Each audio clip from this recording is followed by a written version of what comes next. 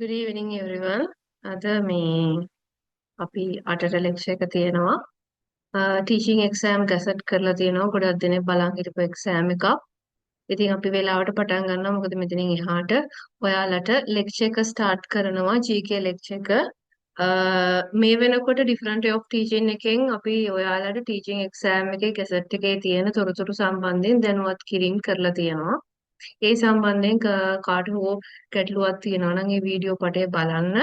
ඒ video පටයෙන් ඕගොල්ලන්ට අදාළ තොරතුරු දෙනවා සහ අපේ ගෲප් එක ඇතුලේ අපි ෂෙයා කරලා තියෙනවා ගැසට් පත්‍ර දෙක. ඒ කියන්නේ මේ ටීචින් එක්සෑම් එක ගැසට් කරනවා සීමිත සහ විවෘත කියන කණ්ඩායම් දෙකොල්ලන්ට. මේ කියන්නේ මේ වෙනකොට ගවර්න්මන්ට් එකේ සේවයක් කරන කට්ටියට සහ විවෘත උපාධිධාරීන් දෙගොල්ලන්ටම මේ ගැසට් එක ගැසට් කරනවා. මේගොල්ලන්ගේ ඕගොල්ලෝ දෙගොල්ලන්ටම නියමිත තියෙන ක්ලෝසින් ඩේට්ස්. ඒ කියන්නේ ඔයාලා ඇප්ලිකේෂන් දාන තියෙන ක්ලෝසින් ඩේට්ස් වෙනස්. සීමිත අය මේ ලබන සතිය වගේ වෙනකොට එයාලගේ ඩේට් ක්ලෝසින් ඩේට්ස් එනවා. එතකොට මේ විවෘත අයට ඒක මාර්ච් වෙනකන් දික් වෙලා තියෙනවා.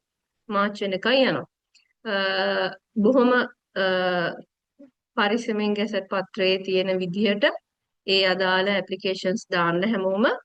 එතකොට මේ අද අපි ඉන්ට්‍රොඩක්ෂන් සෙෂන් එකේදී ඔයගලන්ට කරනවා මූලික වශයෙන් මේ ගැසට් පත්‍රයේ තියෙන ප්‍රශ්න පත්‍රය.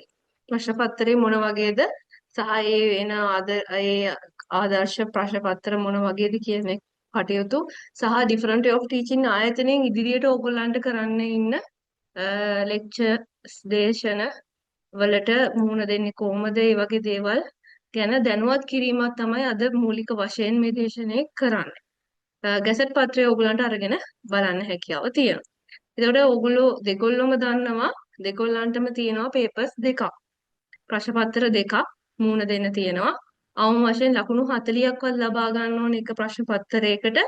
එතකොට දෙගොල්ලන්ටම තියෙන ප්‍රශ්න පත්‍රවල සිලබස් එක සමානයි. එකම ප්‍රශ්න පත්‍රයේ ඒ විද වෙන වෙනම ඒ විද කියන එකට අපිට තාම තීරණයක් නැහැ. මොකද ඇප්ලිකේෂන් ක්ලෝසින් ඩේට්ස් වෙනස් සහ මේ ඒ වගේ කරුණු තියෙනවා. කොහොම නමුත් ප්‍රශ්න පත්‍රයේ තියෙන සිලබස් එක සමානයි දෙගොල්ලන්ටම. ඉතින් ඒ දෙගොල්ලන්ටම යන පන්ති ඒ කියන්නේ දේශන මාලාවල් එකයි. ඒ නිසා එතකොට ඒ කිසිම කෙනෙකුට වෙනසක් වෙන්නේ නැහැ. සහ දැන් අද ගත්තාම 2026 ජනවාරි 9 පෙබරවාරි 9 වෙනිදානේ. ඉතින් ඔයගොල්ලෝ දන්නවා ඇති සමහර කෙනෙක් නොදන්නවා ඇති ඩිෆරන්ට් ඔෆ් ටීචින් එක එකතු වෙලා ඉන්න ළමයි නම් දන්නවා ජනවාරි මාසේ විභාග කිහිපයක් තිබ්බා. විභාග කිහිපයක් තිබ්බා. කම්පිටිටිව් එක්සෑම් කිහිපයක් විවෘත විශ්වවිද්‍යාලේ නීති ප්‍රවේශය ඊට පස්සේ ටැක්ස් ඔෆිසර් වගේ විභාග කිහිපයක් ජනවාරි මාසේ තිබ්බ 2026. එතකොට ඕගොල්ලෝ ඒ ගැන සමහර කෙනෙක් දැනුවත් සමහර කෙනෙක් දැනුවත් නැහැ. එතකොට මේ ප්‍රශ්න පත්‍ර අපි බැලුවහම නිරන්තරයෙන් ඩිෆරන්ට් වේ ඔෆ් ටීචින් අපි ඕගොල්ලොත් එක්ක ඉන්න නිසා ස්ටුඩන්ට්ස්ලාත් එක්ක ඉන්න හින්දා අපි ඔයාලව මේ විභාග සඳහා පුහුණු කරනවා විතරක් නෙමෙයි ඕගොල්ලන්ට විභාගෙට එන ප්‍රශ්න ගැටලු ගැන අපි දැනුවත් වෙනවා. අපිට පේපර් බලන්න පුළුවන් අපි පේපර් ගන්නවා සහ ඕගොල්ලෝ විභාගෙට ඉඳ ගන්න කට්ටියගෙන් අපිට ප්‍රශ්න පත්‍රවල තියෙන කන්ටෙන්ට් එක අපිට ලැබෙනවා. එතකොට මේ 2026 ප්‍රශ්න පත්‍ර වල කන්ටෙන්ට් එක ගත්තාම දැන් 2025 තිබ්බ ප්‍රශ්න පත්‍ර වල කන්ටෙන්ට් එකට වඩා බොහොම නිර්මාණශීලී ප්‍රශ්න පත්‍ර එකතු වෙලා දෙනවා 2026 වෙනකොට. ඉතින් ඒ නිසා අර යල් පැන ගිය දැන් මේකේ එක විභාගයක් තමයි අභියෝග්‍යතාවය. මේ IQ පේපර් එක. හරිද අපි අපේ භාෂාවෙන් කිව්වොත් IQ පේපර් එකන්නේ. ඒතර IQ පේපර් එකට ඕගොල්ලෝම පුහුණු කරවන්නේ මම අනුෂා වීරසේකර. එතකොට මං ගැන කිව්වොත් එහෙම මම දැන් අවුරුදු දෙකකට එහා පැත්තේ ඉඳගෙන different of teaching එකත් එක්ක එකතු වෙලා ඕගොල්ලන්ට මේ IQ සම්බන්ධයෙන් දේශන පවත්වනවා. සහ මේ ප්‍රශ්න පත්‍රවලට පුහුණු කිරීම කරනවා. එතකොට මේකේ ඉන්න ළමයෙක් දන්නවා මෙතන ඉන්නේ ගොඩක් වෙලාවට මෙතන අපිත් එක්ක එකතු වෙලා ඉන්න කට්ටිය. ඉතින් අපි ඒ විදිහටම ඒ ගොඩාක් දුරට IQ ප්‍රශ්න පත්‍රත් විභාගෙට එන ආසන්නම ප්‍රශ්න අපි ලබා දීලා තියෙනවා. සතුටුයි කියන ජනවාරි මාසේ ලියපු දරුවෝ උනත් කිව්වේ ඒ මම දීපු කරුණුත් එක්ක ගිය ගොඩාක් දෙනෙක් ඒ හරියටම විභාගයේ නිවැරදි ආකාරයෙන් කරා කියන එක. හරිද? ඒතර IQ කියන එක තාම මිනිස්සු දකින්නේ දැන් මේ අලුතෙන් එන කට්ටියට මම විශේෂයෙන් කියන්නේ මේ කියන්නේ දැන් ඇප්ටිටියුඩ් ටෙස්ට් එකක් ලියලා නැහැ. ගවර්න්මන්ට් එක්සෑම් ටෙස්ට් එකක් ලියලම නැහැ. ඒතර ඒ කෙනෙක් සමහර වෙලාවට IQ කියන එකක් දකින්නේ යම් කිසි රාමුවකට කොටු වෙලා. ඒ කියන්නේ පරණ දැන් මේ වෙනකොට IQ කියන දේවල් හුඟක් වෙලාවට Google එකේ වෙන්න පුළුවන් නැත්නම් බුක් ෂොප්ස් වල විකුණන තියෙන පොත් වෙන්න පුළුවන් වගේ දේවල් බලලානේ මේ අභියෝග්‍යතාවය කියන එක දකින්නේ. හැබැයි දැන් වෙනකොට 2026 වෙනකොට මේ ප්‍රශ්න පත්‍ර අතිශය නිර්මාණශීලී එතකොට මේකේ ලොජිකල් පැත්තට බර ප්‍රශ්න ගොඩාක් රටාව වෙනස් වෙලා තියෙනවා. ඉතින් ඒ නිසා මම හැමෝටම කියනවා ඕගොල්ලෝ දකින සීමාවෙන් එහා පැත්තට ඕගොල්ලන්ට මේ ප්‍රශ්න පත්‍රය ගොඩනගන්න සිද්ධ වෙනවා. හේතුව කියන්නේ ඕගොල්ලෝ හැමෝම දන්නවා මේකේ සරල වශයෙන් දීලා තියෙන්නේ මොකද්ද? ගවර්න්මන්ට් ඕගොල්ලන්ගේ ගවර්න්මන්ට් හෝ නන් ගවර්න්මන්ට් ඔක්කොම ග්‍රැජුවේට්ස්ලා තමයි මේ විභාගෙට ඉඳ ගන්න පුළුවන්. සාමාන්‍යයෙන් ඔයගොල්ලෝ දන්නවා ලංකාව ඇතුලේ අවුරුද්දකට සෑහෙන ග්‍රැජුවේට්ස්ලා ප්‍රමාණයක් අවුට් වෙනවා. හරිද? සෑහෙන ග්‍රැජුවේට්ස්ලා ප්‍රමාණයක් අවුට් වෙනවා. මේකේ සීමිත තරගයේ විතරක් ගත්තොත් එහෙම සීමිත කියන්නේ මේ වෙනකොට රජයේ රැකියාවේ නියුතු අපි මේ උපාධිධාරීන් ගත්තොත් එහෙම ඔයගොල්ලෝ ගොඩක් අය දන්නවා මේක ගොඩක් වෙලාවට ફોකස් වෙන්නේ අර 2000 මම හිතන්නේ 2020 වගේ නේද? 2020 මට මතක හැටියට සංවර්ධන නිලධාරීන් ලෙස බඳවගත්ත ওই පිරිසට තමයි ඒකේ මං හිතන්නේ ඒ කාලේ 40000ක් බඳව ගැනීම කරානේ. ඒතර ඒ 40000 මං හිතන්නේ 40000ම මේ තාම රජ සේවයේ නියුතු වෙලා ඉන්නවා කියලා. අඩුම ගානේ අවම වශයෙන් 10000ක්වත් ඉන්නවා කියමුකෝ. ඉතින් ওই 10000ම වගේ මේ විභාගයට ඇප්ලයි කරනවා. හරි? ඒතර ඒ 10000 මේ 2020 බඳවා ගැනීමක් කරපු කතන්දරයන්නේ. අඩුම ගානේ මං කියන්නේ තාම කට්ටිය ගවර්න්මන්ට් එකේ ඉන්නවා කීප දෙනෙක් තවත් කෙනෙක් තම තමන්ගේ වෘත්තිමය පැත්ත හදාගෙන වෙන වෙන ප්‍රයිවට් හරි වෙන වෙන අධ්‍යාපන ක්‍රමවලින් හරි දේවල් වලට ගිහින් තියෙනවා. රජයේ රැකියාව අත්හැරලා. හරි? මං කියන්නේ අවම ඊට වඩා වැඩි වෙන්න පුළුවන්. 10000ට වඩා වැඩි වෙන්න පුළුවන්. එතකොට 2020 ඉඳන් ගත්තාම දැන් මේකේ තියෙන මේ ඕගොල්ලන් බැලුවොත් එහෙම වයස් සීමාව ගත්තොත් එimhe අවුරුදු 45 වෙනකන් සීමිත අවුරුදු 40 වෙනකන් විවෘත කියන තරක හැමෝටම මේකට ඇප්ලයි කරන්න පුළුවන්. ඉතින් අවුරුදු 40ක් වෙනකන් මේ වෙනකන් මේ අපේ ලංකාව ඇතුලේ ග්‍රැජුවේට්ස්ලා කී දෙනෙක් ඉන්නවද?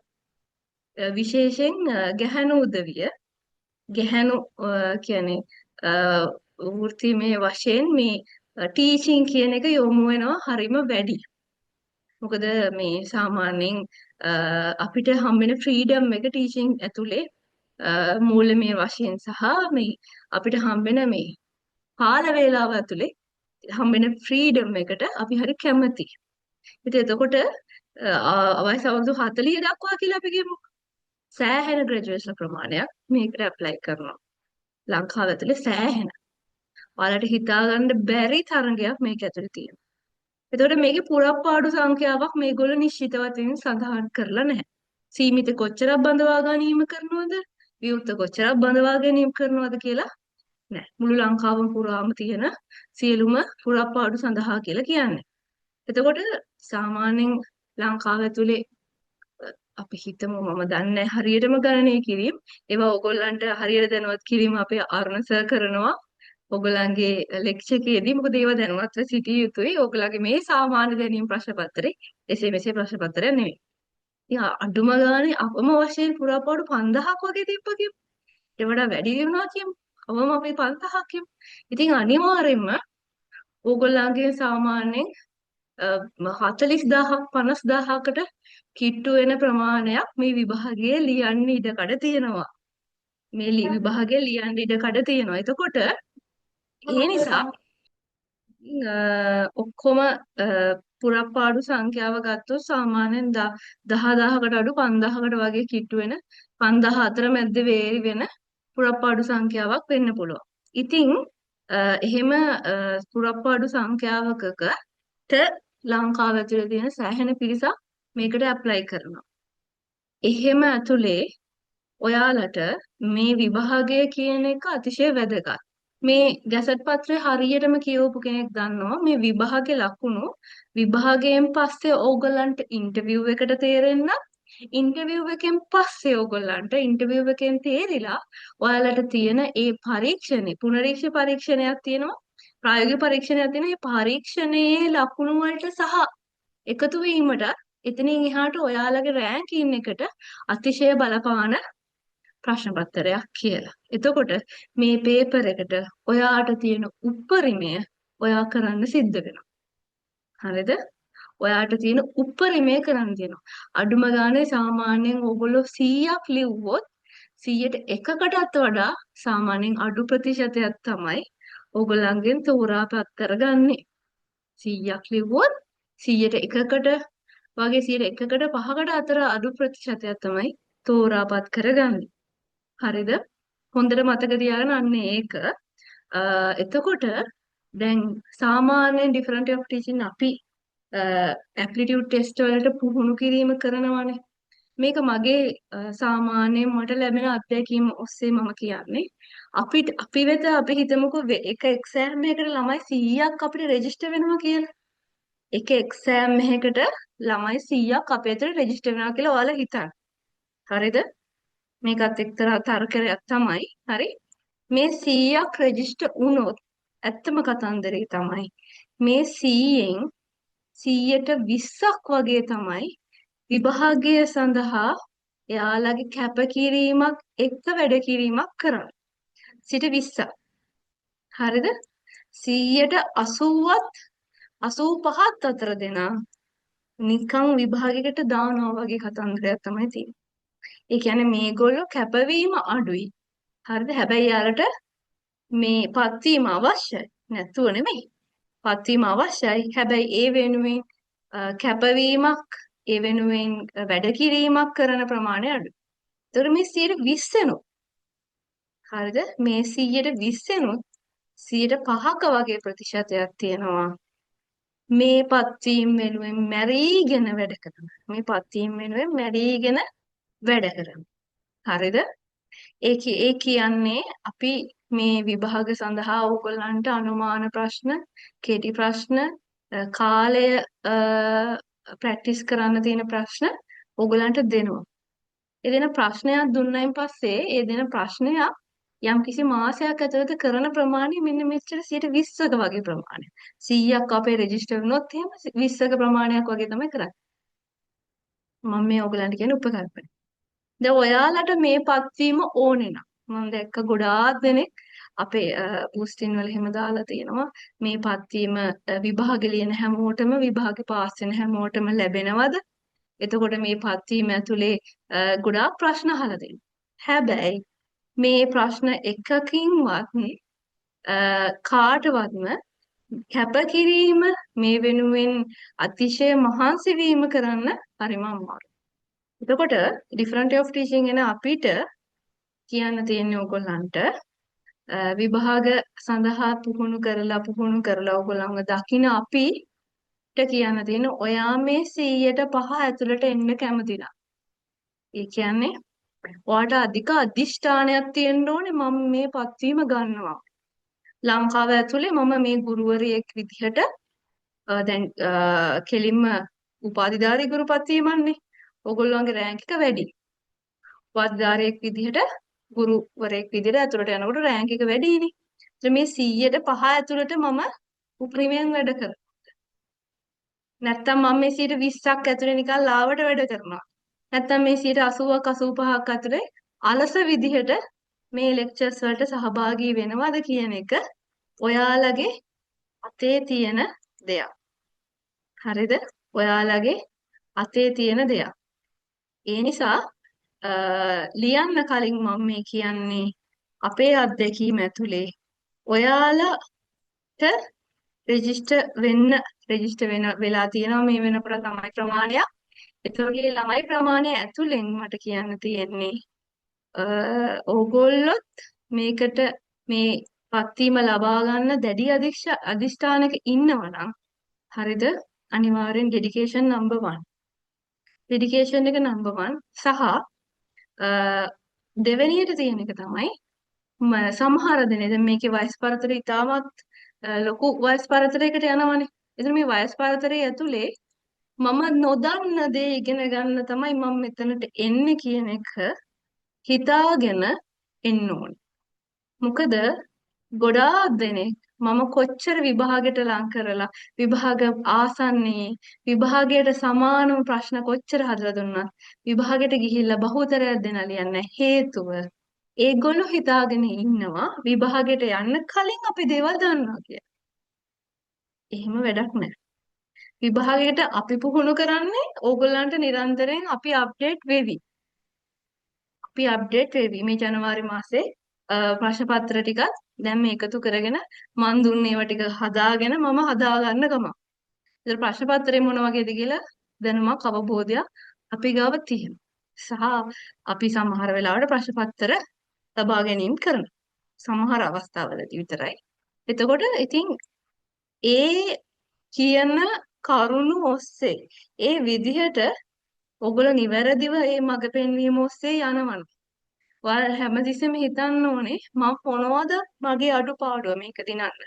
මගේ මොනවද තව ඉම්ප්‍රූව් කරගන්න ඕන කියන එක මට වඩා එහා පැත්තෙන් තව දසදහස් ගාණක් මේක ලියනවා. එයාලගේ ලකුණු කොහොම වෙයිද කියන එක හිතාගෙන මේ විභාගෙට මුහුණ දෙන්න ඕනේ. මේ 100ට 5 ඇතුලේ මම වැඩ කරනවා කියන එක අදිෂ්ඨාන කරගන්න ඕනේ. ඒක තමයි නම්බර් 1. ඊට පස්සේ මට කියන්න තියෙන දේ තමයි මේ අභියෝගතාවය කියන ප්‍රශ්න පත්‍ර ටික ජනවාරි මාසයේ ප්‍රශ්න පත්‍ර ටික ගත්තාම ලේසි පහසු ප්‍රශ්න පත්‍රයක් නෙමෙයි. නිකන් මේ ඒ කාලේ වගේ ගණන් දෙක තුනක් හදලා ප්‍රශ්න 50ක් දියන්න ලේසි නෑ. ලියන හැමෝම ඇවිල්ලා මට කියන්නේ මිස් ප්‍රයින් ප්‍රශ්න 50ක් ලියන්න හරි අමාරුයි. හරිද? හරිම අමාරුයි. හැබැයි මම ඒකට විශේෂිත අභ්‍යාස ටිකක් දෙනවා. ඒවා වෙලාවට කලාවට ඒ කියන විදියට ඉෂ්ට කරලා ඔයාට මේකට ප්‍රැක්ටිස් එක ගන්න මහ දෙයක් නෙමෙයි. හරිද? ඒ කාලේ ප්‍රශ්න පත්‍ර දැන් එන්නේ නැහැ. මේ විශේෂයෙන් මෙන්න මේ සබ්ජෙක්ට් එක යටතේ. හරිද? ඊපස්සේ ඊළඟට සාමාන්‍ය දැනීම ප්‍රශ්න පත්‍රය යටතේ හැමෝම හිතන සාමාන්‍ය දැනීම පේපරයක් නෙමෙයි මේක දැක්කහම තේරෙනවා ඔයගොල්ලන්ට විශේෂිත වූ ගුරුවරයෙක් මේකට ඉගැන්වීමක් කළ යුතුයි. විශේෂිත වූ ගුරුවරයෙක් මේ හා සම්බන්ධ මේක දැනීම තියෙන මේ කටයුතු කරන ගුරුවරයෙක් පරිණත ගුරුවරයෙක් අවශ්‍යයි. ඒක ඕගොල්ලන්ට දැක්ක ගමන් තේරෙනවා ග්‍රැජුවේට්ස්ලානේ සාමාන්‍ය මිනිස්සු නෙමෙයිනේ. හොඳ අවබෝධයක් තියෙනවා. එතකොට ඒකට අදාළ සුදුසු පන්තියක් තෝරා ගැනීම කරන්න එක ඕගොල්ලන්ගේ වගකීමක්. එතකොට මේ පන්තිය සඳහා අපේ ඩිෆරන්ටි ඔෆ් ටීචින් ආයතනයේ අපි නිර්දේශ කරන ගුරුවරයෙක්. අපි ගුරුවරයෙක් ලේසියෙන් නිර්දේශ කරන්නේ නැහැ. අපිට ගුරුවරයෙක් නැත්නම් අපි මේ සබ්ජෙක්ට් එකට අත ගහන්නෙත් නැහැ. ඒ විභාගයට. එතකොට මේ විභාගය සඳහා ඩිෆරන්ටි ඔෆ් ටීචින් ආයතනයේ අපිට හොඳ බුලට් එකක් ඉන්නවා. හොඳ ගුරුවරයෙක් ඉන්නවා. ඒ කවුද දන්නවද? අධ්‍යාපන ශාස්ත්‍රයේ ලොකු කාලයක් සේවය කරපු දැනට මේ වෙනකොට අධ්‍යාපන දෙපාර්තමේන්තුවේ කර්තෘවරයෙක් විදියටත් වැඩ කරන අපේ අරුණ කෝට්ටේගේ සර් ඉන්නවා. සර් අද ලෙක්චර් එකක් කරනවා. මගේ මේ ඉන්ට්‍රොඩක්ෂන් එකට පස්සේ සර් ඉන්නව නේද සර්? සර් ගැන හොඳ හැඳින්වීමක් සර් කරයි. අති දක්ෂ ගුරුවරයෙක්. සර් මෙතන ඉඳලා ලෙක්චර් ගන්නව නේද සර්?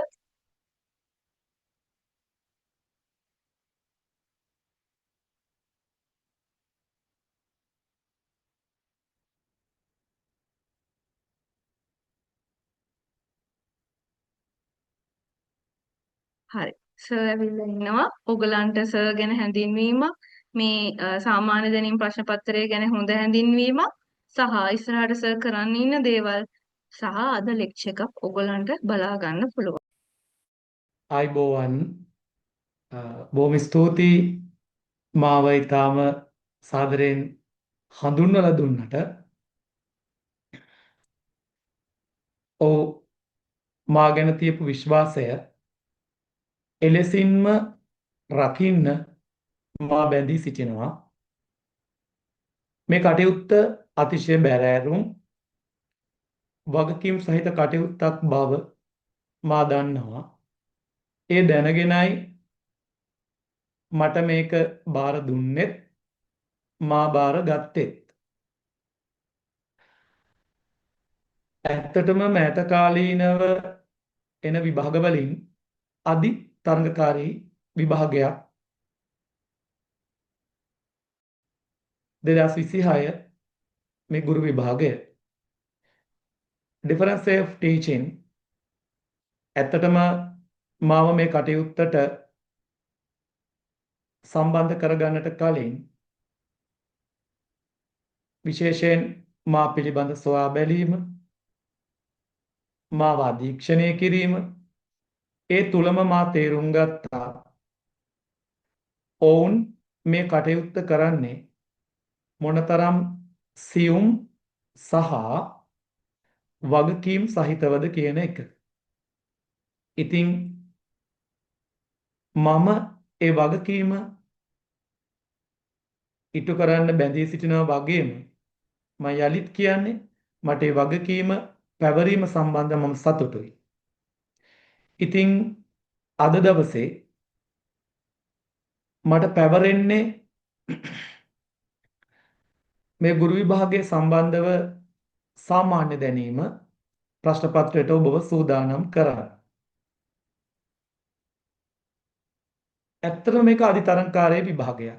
ඒකට හේතු කීපයක් තියෙනවා.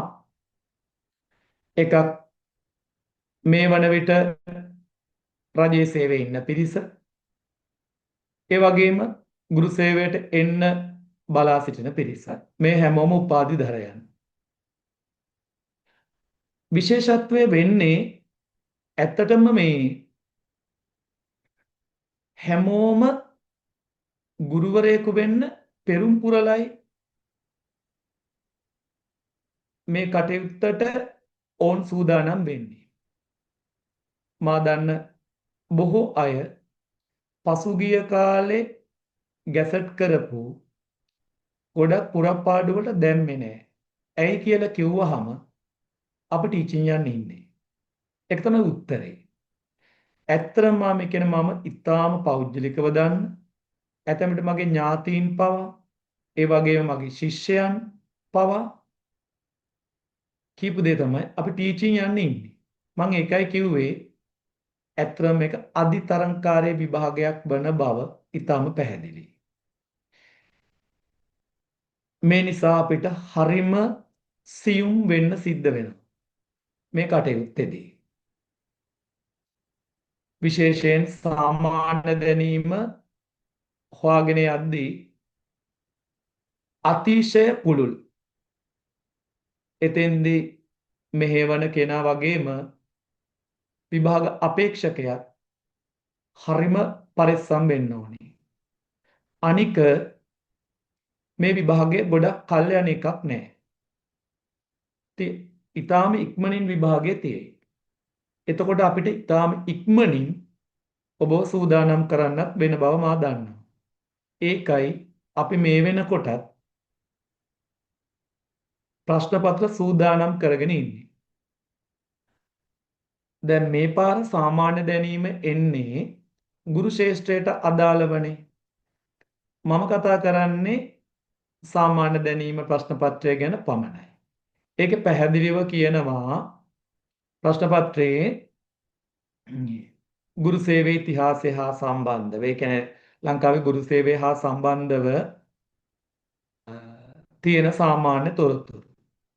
ඒ වගේම තමයි විශේෂ කරලා තියෙනවා ගුරු අධ්‍යාපනය, අධ්‍යාපන ශාස්ත්‍රයේ සිද්ධ වෙච්ච තාක්ෂණික දියුණුව සහ විවිධ ප්‍රතිසංස්කරණ ඒ සම්බන්ධ වෙන නව ප්‍රවණතා 2010න් පසු මේ දක්වා. ඒක අපි හොඳට තේරුම් ගන්න ඕනේ. ඔය 2010න් පසු මේ දක්වා තියෙන්නේ අර නව ප්‍රතිසංස්කරණ, ගුරු අධ්‍යාපනය, තාක්ෂණය මෙන්න මේ ශාස්ත්‍රය තුල සිද්ධ වෙච්ච නව වෙනස්කම්.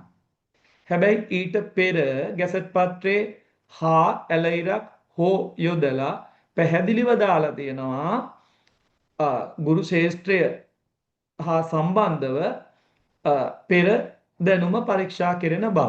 එහෙනම් අපිට මෙතෙන්දි මූලික දැනුම මේ ලංකාවේ පාසල් අධ්‍යාපනය, විශ්වවිද්‍යාල අධ්‍යාපනය, උසස් අධ්‍යාපනය ඒ ඉතිහාසය එක්ක ඇවිල්ලා 2010න් පස්සේ සිද්ධ වෙච්ච වෙනස්කම් ගැන අපි හරිම තියුණු ලෙස අධ්‍යයනය කරන්න වෙනවා. ඉතින් මම කල්පනා කරා මා දකින ගොඩක් ප්‍රශ්න පත්‍රවල තියෙන්නේ මේ සියල්ලම මිශ්‍ර අභ්‍යාස විදිහට යන විදිහ.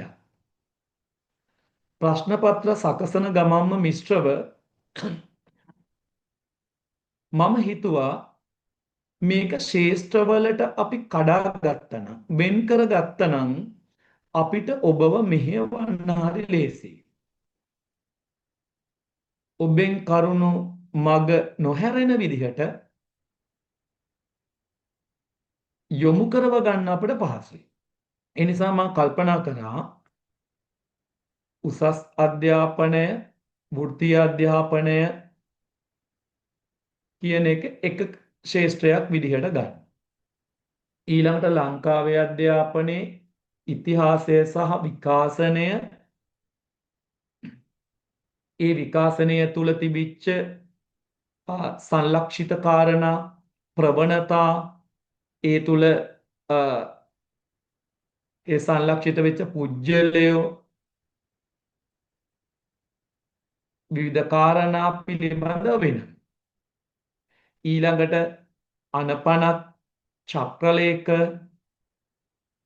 අධ්‍යාපන නීතිය අපේ චර අවධානය යොමු කරන්නේ නැති පැත්තක් ඒක.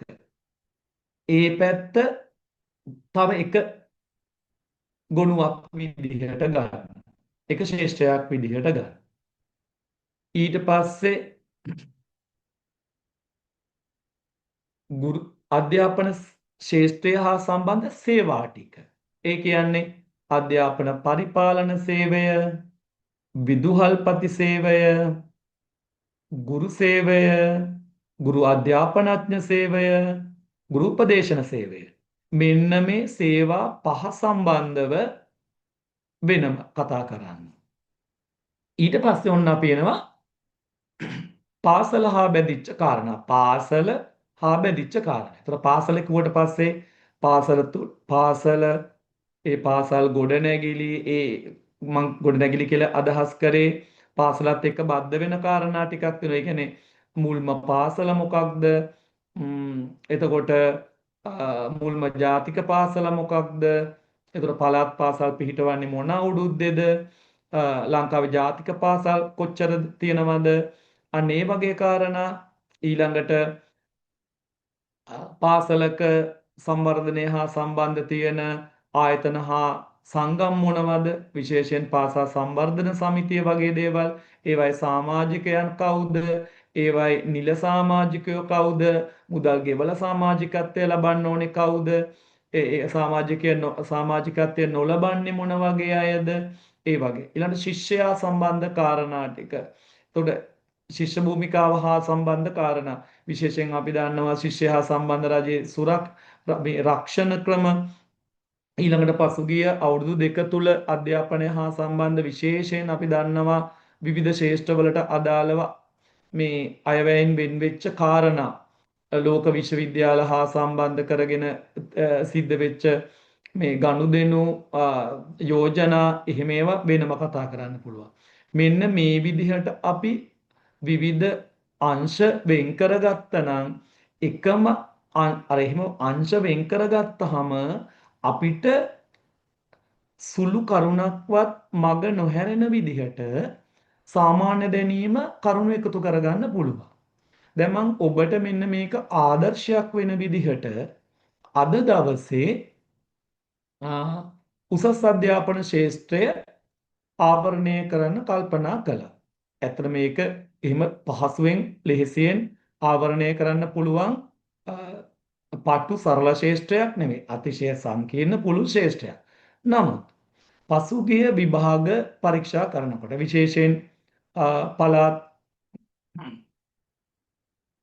පළාත් ගුරු පළාත් සභාවල ගුරුවරුන් බදවා ගැනීම විභාග ජාතික පාසලට ගුරුවරුන් තරඟ විභාග පරණ ප්‍රශ්න පත්‍ර බැලුවහම ඒවයි රටාවලදී අපිට තේරෙනවනේ මොන වගේ තැන්වලටද ගිහිල්ලා තියෙන්නේ කියලා. ඒතර ඒ හරහා අපිට උපකල්පනය කරන්න පුළුවන් මෙන්න මේ වගේ තැන් තමයි වැඩිපුර අවධානය යොමු වෙන්නේ කියලා. දැන් මේ පාර විශේෂම කාරණා වෙන්නේ අධිතරංගකාරීත්වයක් තියෙන අවස්ථාවක්. එතකොට විභාගය සරල වුණොත් මොකද වෙන්නේ? පහසු වුණොත් මොකද වෙන්නේ? ලොකු පිරිසක් ඉන්න වෙලාවක ඉතින් විභාගය ටිකක් සංකීර්ණ වෙයි. අධිතරංගකාරීත්වයක් ගොඩ නැගිච්ච වෙලාවක. අනික දැන් මම හොඳටම දන්න පෞද්ගලිකම කාරණේ තමයි ඇතමුන් පහුගිය කාලේ තිබිච්ච වේකන්සිස් වලට දැම්මේ නැහැ. හේතුවම ගුරු සේවය බලාගෙන. එහෙමනම් ඔවුන් මේක ලේසියෙන් අතාරින්නේ නැහැ. ඒක ඉතින් සවිඥානිකව මේ ප්‍රශ්න පත්‍ර හදන උදවිය පවා. ඒගොල්ලෝ ඊටාම සවිඥානිකයි මේ ශාස්ත්‍රයට සමාජයට. එහෙමනම් අපි යන්නම් වාලි විභාගයට යනවද? එහෙම නැත්නම් මේ වැඩේට අභියෝගයක් වෙන විදිහට යනවද කියන එක තීරණය කරන්න. ඇත්තම කතන්දරේ විභාගයේ අපිට අභියෝගයක් වෙනවද? අපි විභාගයට අභියෝගයක් වෙනවද කියන එක තීරණය වෙන්නේ අපි මේ සුළු කාලය තුල වැඩ කරන විදිහ සහ ඔබට මඟ පෙන්වන්න තෝරගන්න පුජ්‍යලයන් සහ ආයතන මත තමයි. ඉතින් වෙනසක් එක්ක අපි මේ මඟ හදාගමු. මම කියවනේ අද මම විශේෂයෙන් විශ්වවිද්‍යාල ශාස්ත්‍රය අලලා ඔබට සාමාන්‍ය දැනීම පරීක්ෂා කරන ප්‍රශ්න කීපයක් සාකච්ඡා කරනවා. හැබැයි මම මේ එතෙන්දී තීරණය කළා හරි උත්තරය කියලා විතරක් නෙමෙයි ඇත්තට මේ වැරදි උත්තර සහ ඒකත් එක්ක ඒ පසුබිම ටිකක් කතා කරන්න. එතකොට ඇත්තම දැන් අපි හරියටම ඒ ප්‍රශ්නේ කියන්න පුළුවන්ද කියන එක ඉතින් ඇත්තටම ගැටලුවක් තියෙනවනේ. හැබැයි මේ පරිසරය කතා කරනකොට ඔබේ දැනුම අසීමාන්තිකව පුළුල් වෙනවා. එතකොට ඇත්තටම අපිට විභාගයට හරිම මේ කිසි ගැටලුවක් නැතුව නොබියව බොහෝම මානසිකව ශක්තිමත්ව මුහුණ දෙන්න පුළුවන්කම ලැබේ. එහෙමනම් අපි අද සකස් කරගත්ත ප්‍රශ්න කීපයට යමු.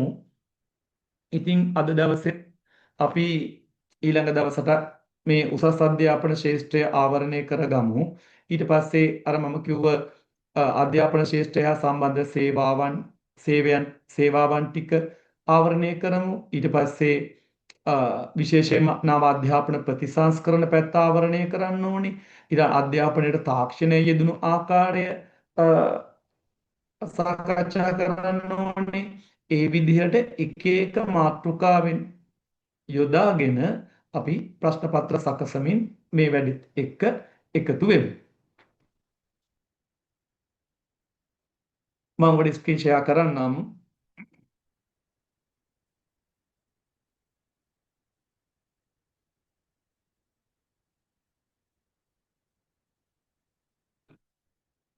අංක 1 ප්‍රශ්නය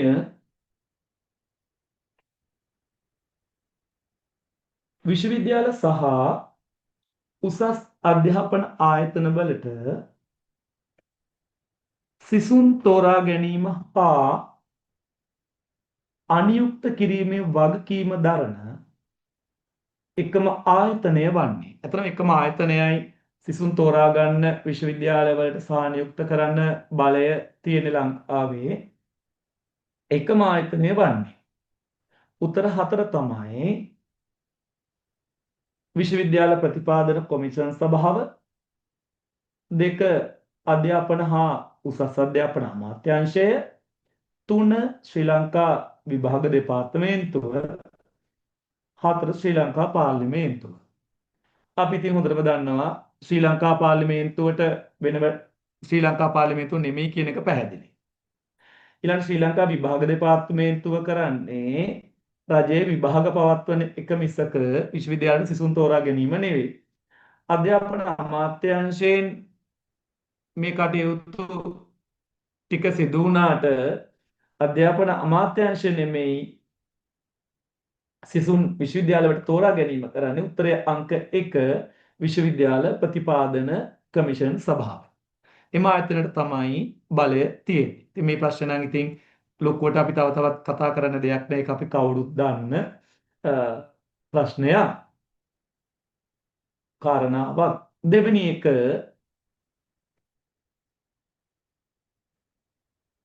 විශ්වවිද්‍යාල ප්‍රතිපාදන කමිෂන් සභාව පිහිටුවා ඇති පනත වන්නේ. මේක වැදගත්. සාමාන්‍යයෙන්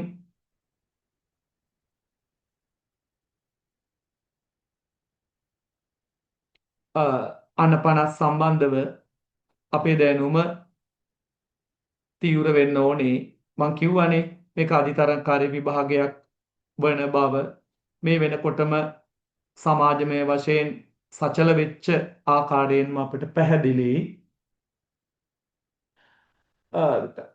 විශ්වවිද්‍යාල ප්‍රතිපාදන කමිෂන් සභා UGC එක පිහිටවල තියෙන්නේ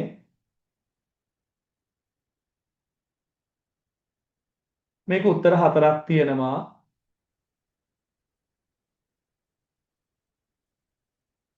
අංක 1 තියෙනවා 1978, අංක 16 දරන පනත, 1936 දරන අංක 31 දරන පනත, අධ්‍යාපන ආඥා පනත, ඒ වගේම අංක 3 ළමයින් හා බාලකයින් පිළිබඳ 1978 අංක 32 දරන පනත, ඒ වගේම 1968 අංක 26 දරන ප්‍රසිද්ධ විභාග පනත. මේක අංක 1 1978 අංක 16 දරන විශ්වවිද්‍යාල පනත. අංක 1 1978 අංක 16 දරන විශ්වවිද්‍යාල පනතෙන් තමයි විශ්වවිද්‍යාල ප්‍රතිපාදන කමිෂන් සභාව පිහිටුවන්නේ. මේක මට මතක විදිහට සබරගමු පළාත් සභාවද මන්දා විභාගයට අහලක් තිබුණා. අංක 3 රාජ්‍ය විශ්වවිද්‍යාල පද්ධතිය මගින් පවත්වනු ලබන විවිධ උපාධි පාඨමාලා සංඛ්‍යාව වන්නේ. ඔන්න අපි එරෙන තැන්. ප්‍රශ්නය තමයි රාජ්‍ය විශ්වවිද්‍යාල පද්ධතිය මගින් පවත්වනු ලබන විවිධ පාඨමාලා සංඛ්‍යාව වන්නේ. දැන් මේ වගේ එකකට අපි කරුණු හොයා ගනිද්දී පැහැදිලිවම මූලාශ්‍රය වෙන්න ඕනේ යාවත්කාලීන වෙච්ච මූලාශ්‍ර. ඒ වගේම නිශ්චිත වශයෙන්ම වග කියන්න පුළුවන් මූලාශ්‍ර වෙන්න. එහෙම නැතුව FBA කේශයා වෙච්ච පළියට අපිට මේ වගේ ඒවායි උත්තර දෙන්න බෑ. හේතුව මේක අතිශය වගකීම් සහගත කටයුත්තක්. කොටින්ම කියනවා නම් ජීවිත පිළිබඳ ප්‍රශ්නයක්. දැන් මේකේ උත්තර ටික තියෙනවා. පළවෙනි උත්තරේ 78ක්, දෙවෙනි උත්තරේ 106ක්, තුන්වෙනි උත්තරේ 261ක්, හතරවෙනි උත්තරේ 303ක්. දැන් සාමාන්‍යයෙන් ඇත්තටම මේ නිකන් හිතුවොත් නම් එහෙම සංඛ්‍යාවකින් හිතන්න බෑ. ඉතින් අර හෝ 10 20 30 40 50 60 තමයි ඉතින් ගහන්න වෙන්නේ. හැබැයි අපි චුට්ටක් හිතන්න ඕන. මෙන්න මෙහෙම. එකක් අපිට තේරෙන්න ඕන ලංකාවේ තියෙන විශ්වවිද්‍යාල සංඛ්‍යාව. හරි. මොකද අපි ගුරුවරයෙක් වෙන්න යන්නේ. අපි උසස් පෙළ ළමයිට උගන්වනවා. ඒ ළමයි අපෙන් තමයි ඊළඟට විමසීම් කරන්නේ. ඔවුන්ට මඟ පෙන්වීමේ හැකියාව අපිට තියෙන්න ඕනේ. ඒතර ළමයින්ට විෂය දැනුම විතරක් නෙමෙයි, ඔවුන්ට අනාගතය පෙන්වන්න මාර්ගෝපදේශන ශක්‍යතාව අපි සතුව තියෙන්න ඕනේ. එහෙම නැත්තම් ළමයි ඉස්සරහා අපි අසමත් ගුරුවරුන් බවට පත් වෙනවා. ඒක අපි වටහා ගන්න ඕනේ. ඉතින් මෙන්න මේ වගේ එකදී පොඩ්ඩක් මේක ඇත්තම සංඛ්‍යා අතරත් ටිකක් පරතරය තියලා තමයි උත්තර හතර තියෙන්නේ. ඒකෝට Taman තේරුම් ගන්න ඕනේ. එතන මෙතන ඉන්නේ උපාධිධාරී ඉන්නේ. එතකොට Tamanටම තේරෙන්න ඕනේ Taman උපාධිය ගත්ත විශ්වවිද්‍යාලවල තියෙන ෆැකල්ටිස් ප්‍රමාණය. මේ ෆැකල්ටි වල තියෙන මේ උපාධි පාඨමාලා සංඛ්‍යාව නිකන් දල වශයෙන් එහෙම වැඩි කරලා ගත්තාම එතකොට ඒව තියෙන විශ්වවිද්‍යාල ප්‍රමාණ ලංකාවේ. ඉතින් එහෙම ගත්තාම ඇත්තටම මේ කොච්චර පාඨමාලා ප්‍රමාණයක් පිළිගත්ත පාඨමාලා ප්‍රමාණයක් තියෙනවද කියලා හිතන්න පුළුවන්කමක් තියෙන්න ඕනේ. මම මේක කියන්න ඕනේ. මම මේ තොරතුර උකහා ගත්තේ මතු කරගත්තේ විශ්වවිද්‍යාල ප්‍රතිපාදන කමිෂන් සභාවෙන් 2025 වසර සඳහා නිකුත් කරපු අත්පොත ඇසුරෙන්. ඒ නිසා මම මේ ගත්ත තොරතුර පිළිබඳව පැහැදිලිව මම වග කියනවා. ඒ ගැන කතා දෙකක් නැහැ. මේක පිළිතුර උත්තරේ ඔබ චුට්ටක් හිතන්න. ඔබට වාසනාව තියෙනවද කියලා. පිළිතුර අංක 3 261යි. පිළිතුර අංක 3 261යි. අංක 4 හතරවෙනි ප්‍රශ්නේ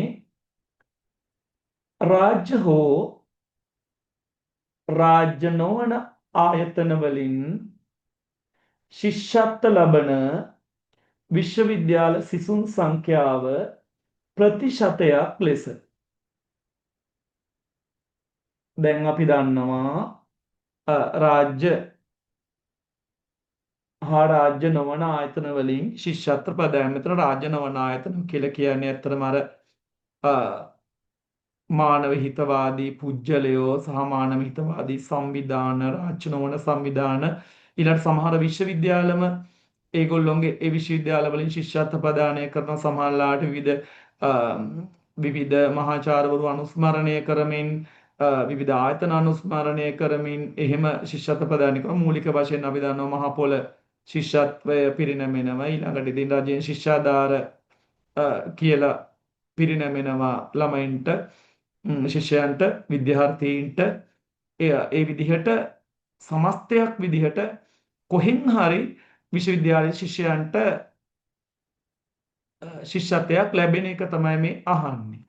දැන් මේ වගේ එකක් කොහොමද ගණනය වෙන්නේ කියලා. ඒක මේ පැහැදිලිව මේ විශ්වවිද්‍යාල අත්පොතේ සඳහන් වෙනවා. ප්‍රතිශතයක් විදිහට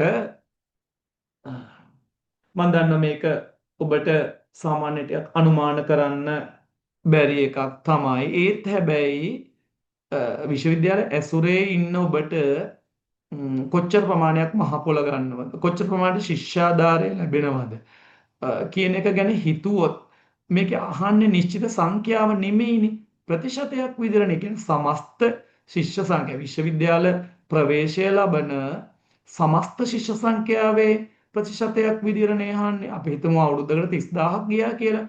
ඒතකොට 30000 ප්‍රතිශතයක් විදිහටනේ. ඒ නිසා ඉතින් මේ වගේ බහුවරණයක ඉතින් කෝල ෆ්‍රෙන්ඩ් අවස්ථා නම් උදා කරගන්න හම්බ වෙන්නේ නැහැ.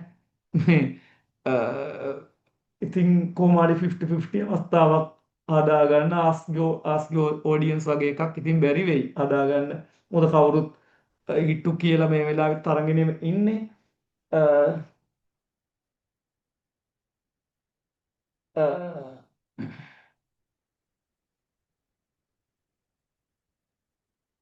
මේකේ උත්තර හතර නෑ යන්නේ 140 150 අතර 150 160 අතර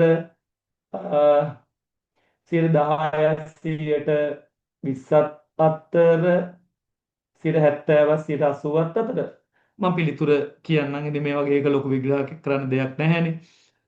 70ක් 80ක් අතර ප්‍රමාණයක් 70ක් 80ක් අතර ප්‍රමාණයක් කුමක් හෝ ශිෂ්‍යත්වයක් ලබනවා ශිෂ්‍යාධාරය අධ්‍යාපනය සඳහා කිසියම් ශිෂ්‍යාධාරයක් ලබන අය.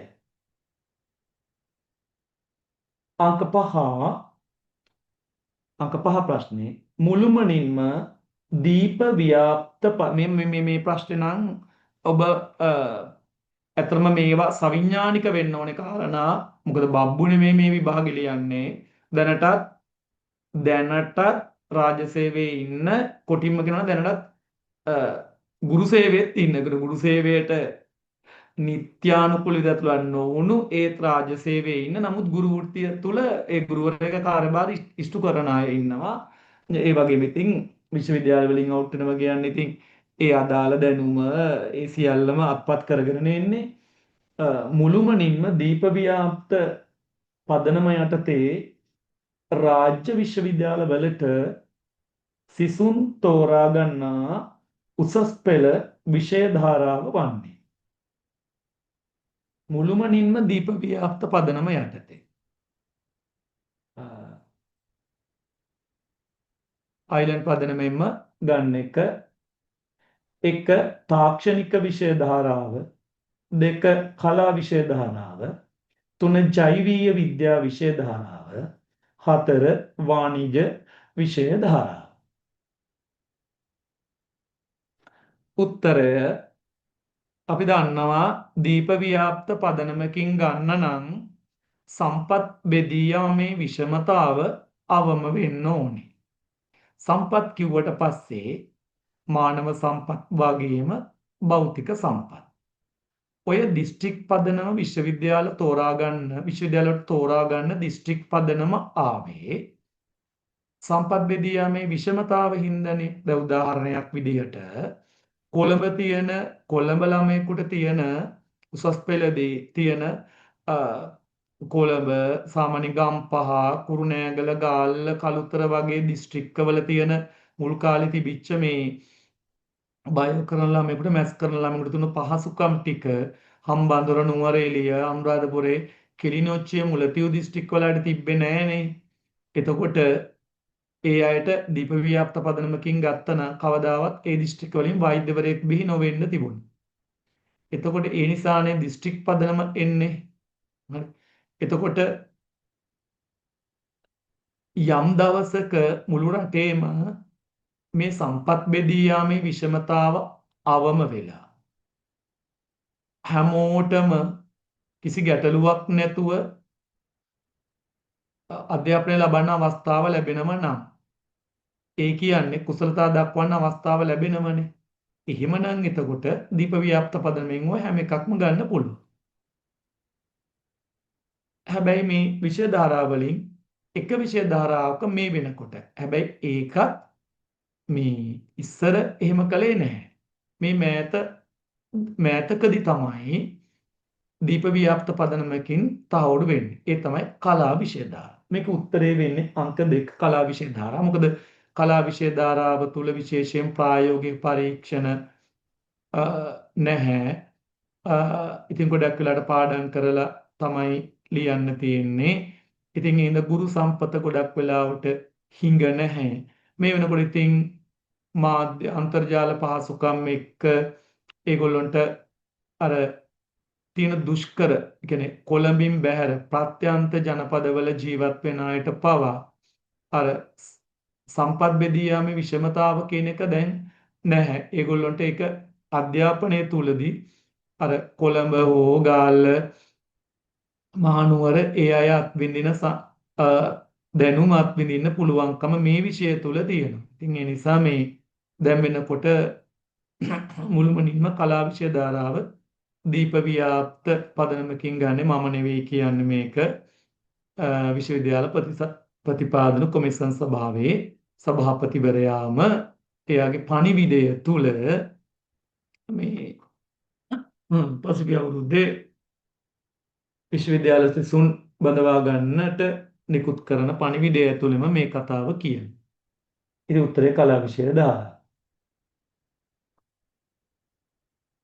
අපි යමු ප්‍රශ්න අංක 6ට. විශ්වවිද්‍යාල ඉස්සෙල්ලා ප්‍රශ්න අංක අපි ගත්තේ 5. ප්‍රශ්න අංක 6 දැන් මේ විශ්වවිද්‍යාල ගැනම කතා කරනකොට ඔබ කල්පනා කරනවා මම අද මේ ශාස්ත්‍රය තුළ විශ්වවිද්‍යාල පැත්ත තමයි කවර් කරන්නේ. ඒ විදිහට අපි එක එක අංශ දවසකට තෝරගෙන ඔබගේ සාමාන්‍ය දැනීම වර්ධනය කරන්න. විශ්වවිද්‍යාල ඒකෙන් ඔබ තේරුම් ගන්න difference way of teaching අපි ඔබට වඩා මේ කටයුත්තට සෑහෙන මහන්සි වෙනවා. හේතුව කොතනකින් හරි කරුණ නම් අපිට එකතු කරගන්න පුළුවන්. ඔබම හිතන්න එකම මාතෘකාවකට එකම කරුණකට ගොඩක් කරුණු එකතු කරනවා කියන එක පහසු කාරණාවක් නෙවෙයි. ඒ අභියෝගය තමයි අපි බාර අරගෙන ඉන්නේ. ඒකට හේතුව තමයි difference way of teaching අපි ඇත්තටම වග කියන කණ්ඩායමක් වන නිසා. විශ්වවිද්‍යාල සිසුන්ගේ නිපුණතා විශේෂයෙන්ම මේ මට මෙතන ප්‍රශ්නෙට දාන්න බැරි වුණා වරහන් ඇතුලේ මෘදු කුසලතා කියන එක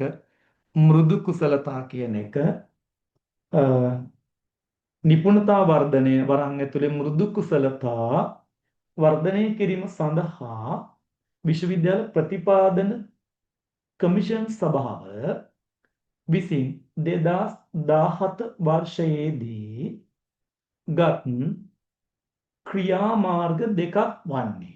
තාම සංවේදී ප්‍රශ්නයක්.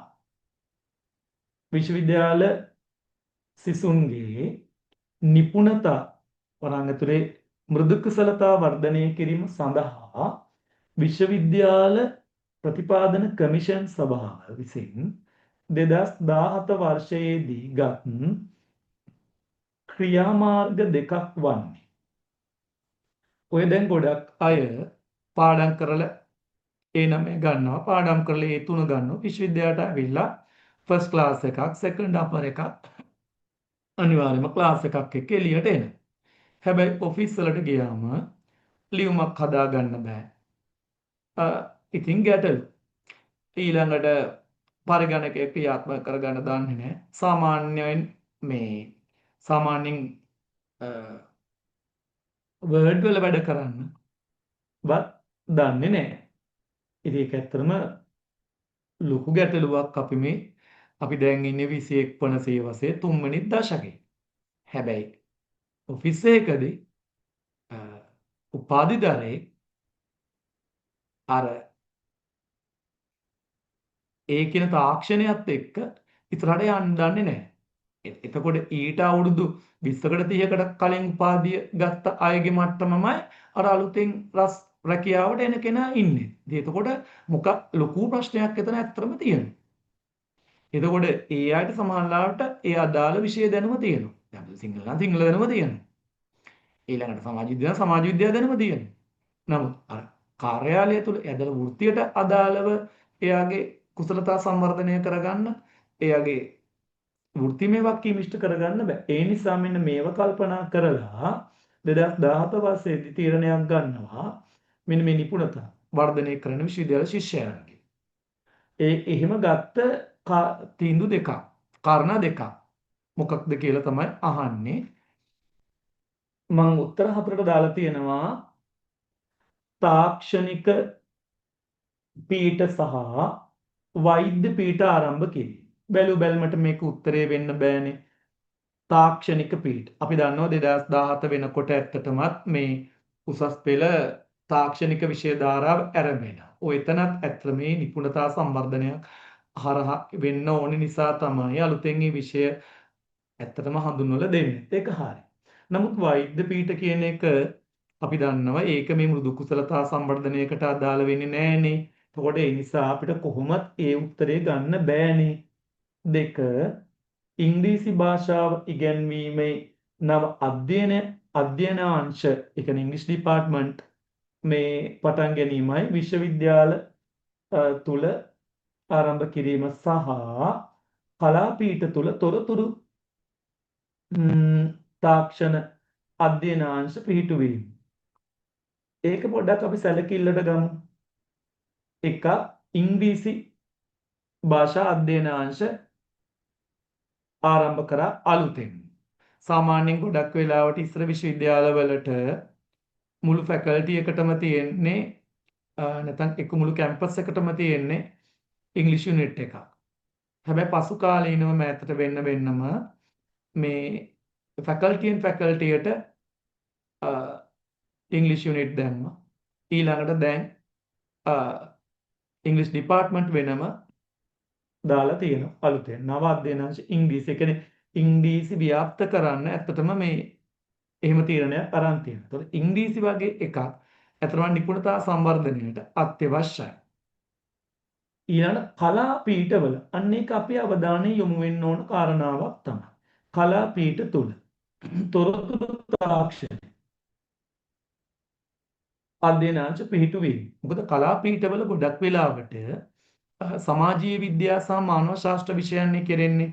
ඒ කියන්නේ දේශපාලන විද්‍යාව, සමාජ විද්‍යාව, අපි හිතමු එතකොට ජන සංනිවේදනය, ඊළඟ භාෂා පැත්ත ගත්තොත් සිංහල, පාලි, සංස්කෘත, ජපාන්, කොරි ඔය වගේ දේවල් නේ අතරම ඉගෙනවෙන්නේ. එතකොට එහෙම අයට ඊළඟට කටයුතු කරන්න ගියාම දෙන අවුල තමයි අර විශේෂයෙන් පරිගණක තාක්ෂණය පිළිබඳ අවබෝධය නොමැතිකම. අන්න නිසා කලාපීඨ තුල පරිගණක දැනුම ලබා දෙන්න තාක්ෂණික අධ්‍යයනාංශ පිහිටුවීම. ඒක මේ 2017 දෙමුණා. ඒක ඇත්තටම මේකට අදාළයි. ඇත්තමත් මම අනිත් පිළිතුරු දෙකට නොගිය උත්තරයකට ඇවිල්ලා තියෙනවා. උත්තරේ දෙක ඔය ඉංග්‍රීසි අධ්‍යයනාංශ පිහිටුවීමයි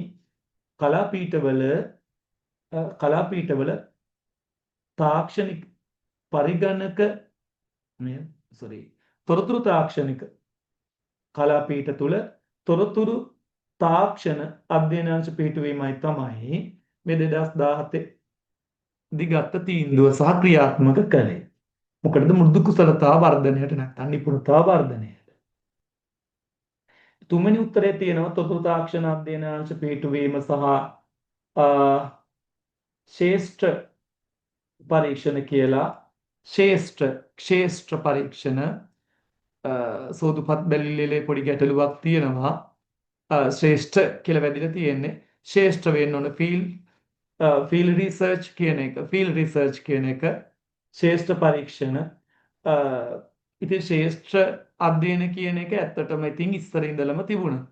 රිසර්ච් කියන එක විශ්වවිද්‍යාලය විශේෂයෙන් ෆයිනල් ඉයර් කරනකොට රිසර්ච් එකක් කොහොමද තියෙන එක මේ 2017 දී අලුතෙන් පටන් ගත්ත කටයුත්තක් නෙවෙයි. ඊට හතරවෙනි එකේ තියෙන්නේ ඉංග්‍රීසි විෂයට අමතරව අපර දිග භාෂා ඉගෙනීම ආරම්භ කිරීම. අපර දිග භාෂා කියලා ගන්න ඔය ඉංග්‍රීසි මූලික කොටගෙන ප්‍රංශ රුසියානු භාෂාව ජර්මන් වගේ භාෂා ඉතින් ඒවා ඒ වගේම තමයි ශ්‍රේෂ්ඨ පරීක්ෂණ. ශ්‍රේෂ්ඨ පරීක්ෂණ කියන එක ඉතින් ඉස්සර ඉඳලම තිබුණා. මේකේ උත්තරේ දෙක ඉංග්‍රීසි සහ කලාපීඨවල තොරතුරු. ඒක අර විශේෂම කරලා තිනවා කලාපීඨවල කියලා. ඒ හින්දා උත්තරේ හොයාගන්න එක පැත්තකින් පහසුයි. හත්වෙනි ප්‍රශ්නේ 2025 වසරේ ජගත් නිර්ණායක වලට අනුව. දැන් මේ ජගත් කියන්නේ මේ අල්ලපු කරලා ජගත් අංකල්ගේ නෙවෙයි. ජගත් කියන්නේ ලෝක කියන අදහස. ජගත් සංවිධානය කියලා කියන්නේ එක්සත් ජාතිකයන් සංවිධානය. ජගත් සංවිධාන කියන ලෝක සංවිධාන වලට ජගත් කියන්නේ ලෝක කියන එක 2025 වසරේ ජගත් නිර්ණායක වලට අනුව ශ්‍රී ලංකාවේ ප්‍රමුඛ ස්ථානය ලැබී ඇති විශ්වවිද්‍යාල 3 පිළිවෙලින් දක්වා ඇති පිළිතුර වන්නේ. දැන් ඇත්තම මේ ලෝක විශ්වවිද්‍යාල ශ්‍රේණිගත කිරීම අනුව ලංකාවේ අර ඉහළ ශ්‍රේණිවල එකක්වත් නැහැ. නමුත් ලංකාවේ විශ්වවිද්‍යාලය ඇතුළත් වෙනකොට ඒ කොළඹ විශ්වවිද්‍යාලය තමයි ඒකේ අනුව ලංකාවේ විශ්වවිද්‍යාල අතරින් මුලට එන්නේ. දැන් දෙකට එන්නේ ශ්‍රී ජයවර්ධන 2025ට අනුව අප්ඩේට් එක මේක 2025ට අනුව ශ්‍රී ජයවර්ධනපුර විශ්වවිද්‍යාලය තුන්වෙනියට තමයි පේරාදෙණිය විශ්වවිද්‍යාලය. ඒතර උත්තරේ වෙන්න ඕනේ කොළඹ විශ්වවිද්‍යාලය, පේරාදෙණිය විශ්වවිද්‍යාලය, ශ්‍රී ජයවර්ධනපුර විශ්වවිද්‍යාලය. උත්තරේ අංක 1 කොළඹ, ඒ වගේම කොළඹ ජපුර පේරා.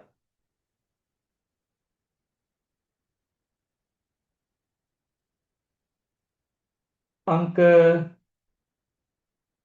8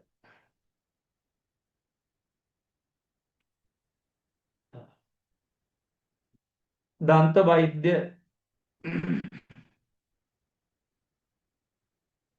පීඨ ස්ථානගත කර ඇති විශ්වවිද්‍යාල වන්නේ කියලා තියෙන්නේ. මේකේ පොඩි සංශෝධනයක් මම මේ මොහොතේ දෙනවා. දන්ත වෛද්‍ය විද්‍යාව හැදෑරීමට අවස්ථාව ඇති විශ්වවිද්‍යාල වන්නේ කියලා. මොකද දන්ත වෛද්‍ය පීඨයක් කියලා ෆැකල්ටි එකක් තියෙන්නේ පේරාදෙණිය විශ්වවිද්‍යාලයේ පමණයි. මේ වෙනකොට ශ්‍රී ජයවර්ධනපුර විශ්වවිද්‍යාලයටත් අලුතෙන්ම දන්ත වෛද්‍ය විද්‍යාව හැදෑරීමට ශිෂ්‍යයන් බඳවා ගන්නවා. ඒක ඔබ දන්නේ නැති එකක්. ඒක අලුතෙන්ම සිද්ධ වෙච්ච එකක්. නමුත් ඒක ඒගොල්ලෝගේ වෛද්‍ය පීඨයට අනුබද්ධව අධ්‍යයනාංශයකට ගන්න හින්දා තාම පීඨයක් කරලා නැහැ. ඒ නිසා මේක වෛද්‍ය පීඨ කියලා ගන්න එක වැරදි. අපි එක මේ පොඩි සංශෝධනයක් කරමු. මම මේක ඔබට දෙන වෙලාවේදී ඒක ප්‍රශ්නය සකස් කරලා දෙන්නම්. මේ ඒක දන්ත වෛද්‍ය විද්‍යාව හැදෑරීමට ශිෂ්‍යයන්ට අවස්ථාව තියෙන විශ්වවිද්‍යාල දෙක තමයි පේරාදෙණිය විශ්වවිද්‍යාලය සහ ශ්‍රී ජයවර්ධනපුර විශ්වවිද්‍යාලය. අංක 1 ඒකෙත් උත්තරේ ශ්‍රී ජයවර්ධනපුර විශ්වවිද්‍යාලය සහ පේරාදෙණිය විශ්වවිද්‍යාලය. අංක 9 අලුතෙන්ම වෛද්‍ය පීඨයක් ස්ථාපනය කරන ලද විශ්වවිද්‍යාලය වන්නේ. අලුතෙන්ම මෑත කාලීනව ඔය 2010න් පස්සේ වෛද්‍ය පීඨ ගණනාවක් අලුතෙන් විශ්වවිද්‍යාලවලට එක් වුණා. සාමාන්‍යයෙන් තිබුණේ කොළඹ, ශ්‍රී ජයවර්ධනපුර, කැලණිය, රුහුණ, යාපනය, පේරාදෙණිය ඔය වගේ විශ්වවිද්‍යාල ටිකේ විතරයිනේ තිබුණේ වෛද්‍ය පීඨ. ඊට පස්සේ ඔය ඇත විශ්වවිද්‍යාලවලටත් වෛද්‍ය පීඨ ලැබුණා. විශේෂයෙන් සබරගමුවට, වයඹට, සබරගමු මත රත්නපුර රෝහල ශික්ෂණ රෝහල විදියට අරගෙන වෛද්‍ය පීඨයක් ලැබුණා. වයඹ විශ්වවිද්‍යාලයට කුරුණෑගල ශික්ෂණ රෝහල විදියට මොරටුවට මම හිතන්නේ ඊට පස්සේ නාගඩ හොස්පිටල් එක දෙනවා කියලා ඒක ප්‍රශ්නයකුත් තිබුණා. ඊළඟ ඌව වෙල්ලස්සට බදුල්ල අන්තිමටම දුන්නේ. ඒ කියන්නේ අලුතෙන්ම වෛද්‍ය පීඨ ස්ථාපනය කෙරෙන්නේ ඌව වෙල්ලස්ස විශ්වවිද්‍යාලය. ඌව වෙල්ලස්ස විශ්වවිද්‍යාලය අංක 3.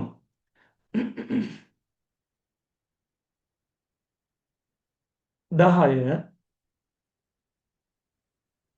රජයේ විශ්වවිද්‍යාලයකට හෝ ප්‍රශ්නය හොඳට තේරුම් ගන්න. රජයේ විශ්වවිද්‍යාලයකට හෝ උසස් අධ්‍යාපන ආයතනයකට සුදුසුකම් නොලැබීමට හේතුවක් නොවන්නේ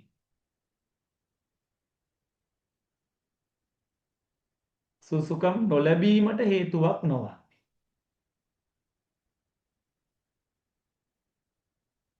එක අපොස උසස් පෙළ විභාගයට 3 වතාවකට වඩා වැඩි වාර ගණනක් පෙනී සිටීම.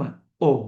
අපි දන්නවා 3 වතාවකට වඩා වැඩි වාර ගණනක් පෙනී හිටියොත් විශ්වවිද්‍යාලයට යන්න බෑ. ඒ කියන්නේ වතා 3කිනුයි ගන්න. හැබැයි මේ වතා 3 පිළිවෙලට වෙන්න ඕන නෑ. ඒක මගහැර කරන්න පුළුවන්. කොහොමද 3 වතාවයි අපිට අවස්ථාව ලැබෙන්නේ. 4වෙනි වතාවකින් කැම්පස් යන්න බෑ. ඒක නෙවෙයි උත්තරේ. දෙවනි උත්තරේ තියෙනවා 1978 අංක 16 දරන විශ්වවිද්‍යාල පනත යටතේ නිදහස් අධ්‍යාපන අවස්ථාවන් හිමි කරගෙන අධ්‍යාපන ආයතනයක ලියාපදිංචි වී සිටීම. අපි දන්නවා දැන් කැම්පස් යන්න අපිට බැරි වෙනවා, විශ්වවිද්‍යාලයට යන්න බැරි වෙනවා. අපි විශ්වවිද්‍යාලයට යන නිදහස් අධ්‍යාපනයේ අවස්ථාවක් හිමි කරගෙනනේ. නමුත් 1978 අංක 16 දරන විශ්වවිද්‍යාල උසස් අධ්‍යාපන පනත යටතේ ලියාපදිංචි වෙච්ච ආයතන තියෙනවනේ. අපි ඔය උසස් ජාතික තාක්ෂණ ඩිප්ලෝමාව වගේ ඒවා. එතකොට ඊළඟට විද්‍යාපීඨ ගුරු විද්‍යාපීඨවලට යන එක. ඊළඟට ඔය විවිධ තවත් වෙනත් පනත් යටතේ පාර්ලිමේන්තු පනත් යටතේ සම්මත වෙච්ච තවත් ආයතන තියෙනවනේ. උසස් අධ්‍යාපන විශේෂයෙන් කොතලාවල ආරක්ෂක විශ්වවිද්‍යාලය ඒ වගේ ආයතන. ඊළඟට පාලිහා බෞද්ධ විශ්වවිද්‍යාලය. ඔය වගේ ඒවයි අපි නිදහස් අධ්‍යාපන අවස්ථාවක් තමයි ගන්නෙ. ඩොවෙනයිට එකේ එහෙම. ඒ කියන්නේ අපි නිදහස් ඒවයි ඩිප්ලෝමා එක. ඉතින් නිදහස් අධ්‍යාපන අවස්ථාවක් නම් අපි හිමි කරගෙන තියෙන්නේ. කිසිම කෙනෙකුට නිදහස් අධ්‍යාපනයේ අවස්ථා දෙකක් දෙන්නේ නැහැ. නිදහස් අධ්‍යාපනයේ අවස්ථා දෙකක් දෙනවා. හිතන්නේ අරක රෙජිස්ටර් වෙච්ච ඉන්න මට කැම්පස් යන්න බැරි වුණා. එහෙම කියලා ප්‍රශ්න ඇති වෙන්නේ. ඒ ප්‍රශ්න ඇති වෙන්නේ කෙනෙකුට නිදහස් අධ්‍යාපනයේ අවස්ථා දෙකක් දෙන්නේ නැහැ. ඒතර එයා එහෙම අවස්ථාවක් අරගෙන තියෙන අවස්ථාවක විශ්වවිද්‍යාලය වරන් දෙන්නේ නැහැ. හරි? ඒතර උත්තරේ දෙකක් නෙමෙයි. ඊළඟට ප්‍රථම උපාධි පාඨමාලාවක් හැදෑරීම සඳහා අධ්‍යාපන උසස් අධ්‍යාපන සහ වෘත්තීය අධ්‍යාපන අමාත්‍යාංශය මගින් විදේශ ශිෂ්‍යත්වයක් ලබාගෙන සිසු. ඔව්. එහෙම කට්ටියන්ට අවස්ථාව දෙන්නේ නැහැ. ඒ කියන්නේ ප්‍රථම උපාධියක් හදාරන්න විදේශ ශිෂ්‍යත්වයක් ලැබලා තියෙනවා නම් එතකොට එයාට ඒ විදේශ ශිෂ්‍යත්වයක් දීලා ආපහු මෙහි තවත් නිදහස් අධ්‍යාපනයේ අවස්ථාවකුත් දෙන්නේ නැහැ. එහෙම අයටත් විශ්වවිද්‍යාලයට ඇතුළත් වෙන්න බෑ. එහෙනම් උත්තරේ තින් 4නේ. 4 තියෙන්නේ ශ්‍රී ලංකා පුරවැසියෙකු වීම හා උසස් පෙළ විභාගයෙන් සමත් වීම. ඒක නොවන්නේ කියලානේ තියෙන්නේ. උත්තරේ අංක 4.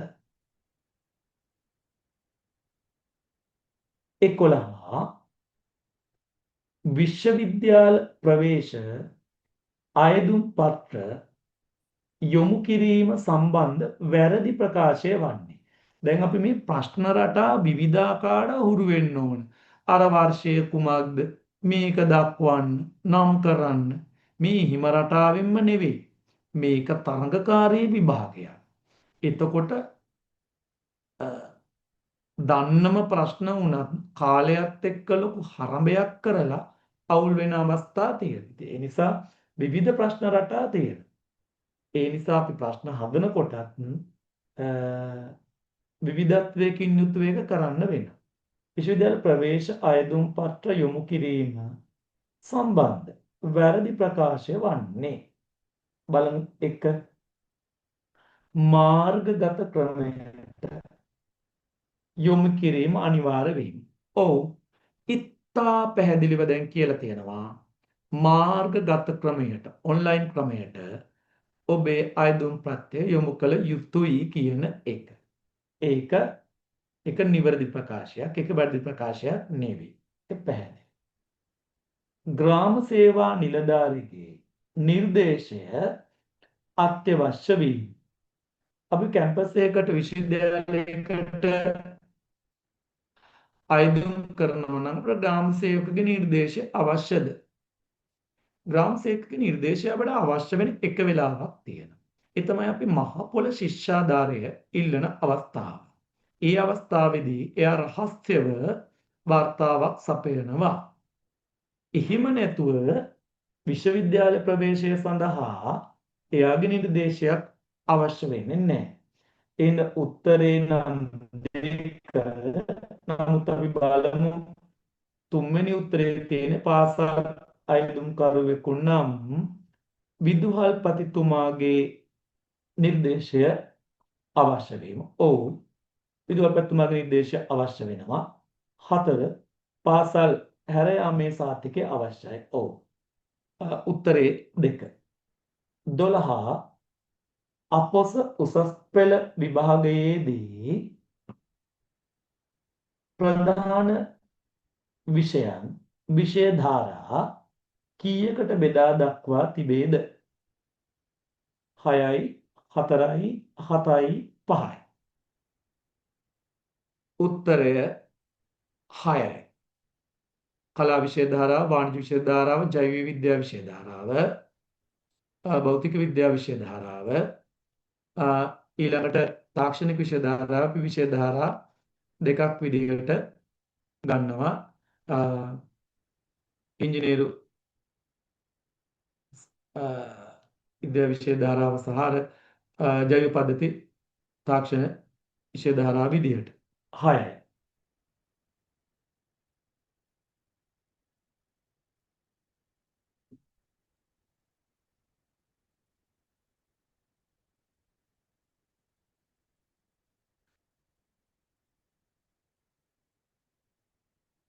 ඊළඟට පොදු විෂය ධාරාව කියලා එකක් වෙන් කරගන්නවා. අපි ඔය හැමතැනම එක එක විෂය අරන් කරන ඒක අපි හදාගත්ත එකක් තමයි. නමුත් විශ්වවිද්‍යාල ප්‍රතිපාදන කොමිසමෙන් නිකුත් කරපු අත්පොතට අනුව එහෙම පොදු විෂය ධාරාව කියලා වෙන් කරලා නැහැ. 13 විශ්වවිද්‍යාල ප්‍රවේශය අපේක්ෂාවෙන් මේ ප්‍රශ්නේ මම ඇතුළත් කරන්න හේතුව තමයි ඔබ යන්නේ ඉන්නේ ගුරු වෘත්තියට නම් ළමයින්ගේ ප්‍රශ්නවලට ඔබට පිළිතුරු සපයන්න පුළුවන්කම තියෙන්න ඕන. ඒ කියන්නේ ඔබේ සාමාන්‍ය දැනීම තාම වැදගත්. මොකද ළමයා කියන්නේ දැන් බොහෝ තැන් වලින් හොඳටම දැනුම අරගෙන එන කෙනෙක්. එතකොට ළමයාට ඔබ මුහුණ දෙන්න නම් දැනුම ඇතුලේ ළමයා බිබවා ඔබ හැමතිස්සෙම ඉස්සරහට එන්න ඕනේ. විශ්වවිද්‍යාල ප්‍රවේශය අපේක්ෂාවෙන් කලා විෂය ධාරාව හදාරන ශිෂ්‍යයෙකුට තෝරාගත නොහැකි විෂය සංකලනය සහිත වර්ණය තෝරන.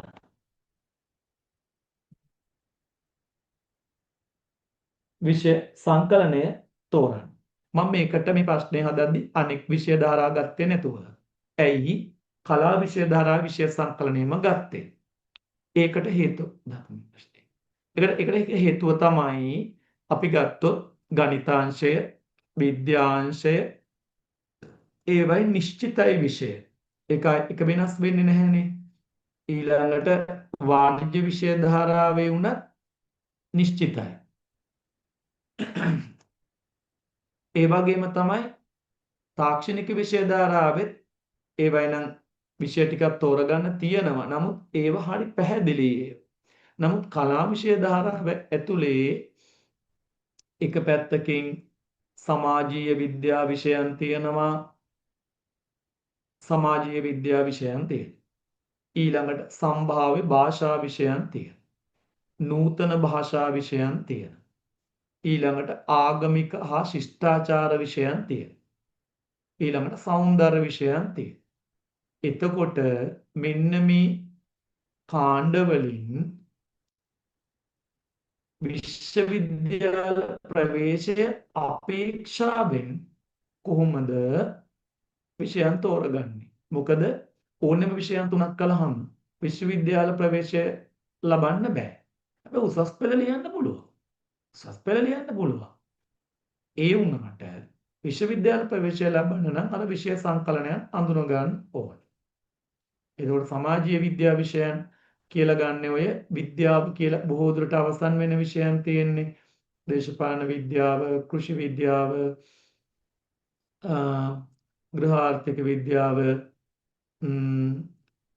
ජන සංනිවේදනය, ඉතිහාසයත් ඒ කාණ්ඩෙමයි,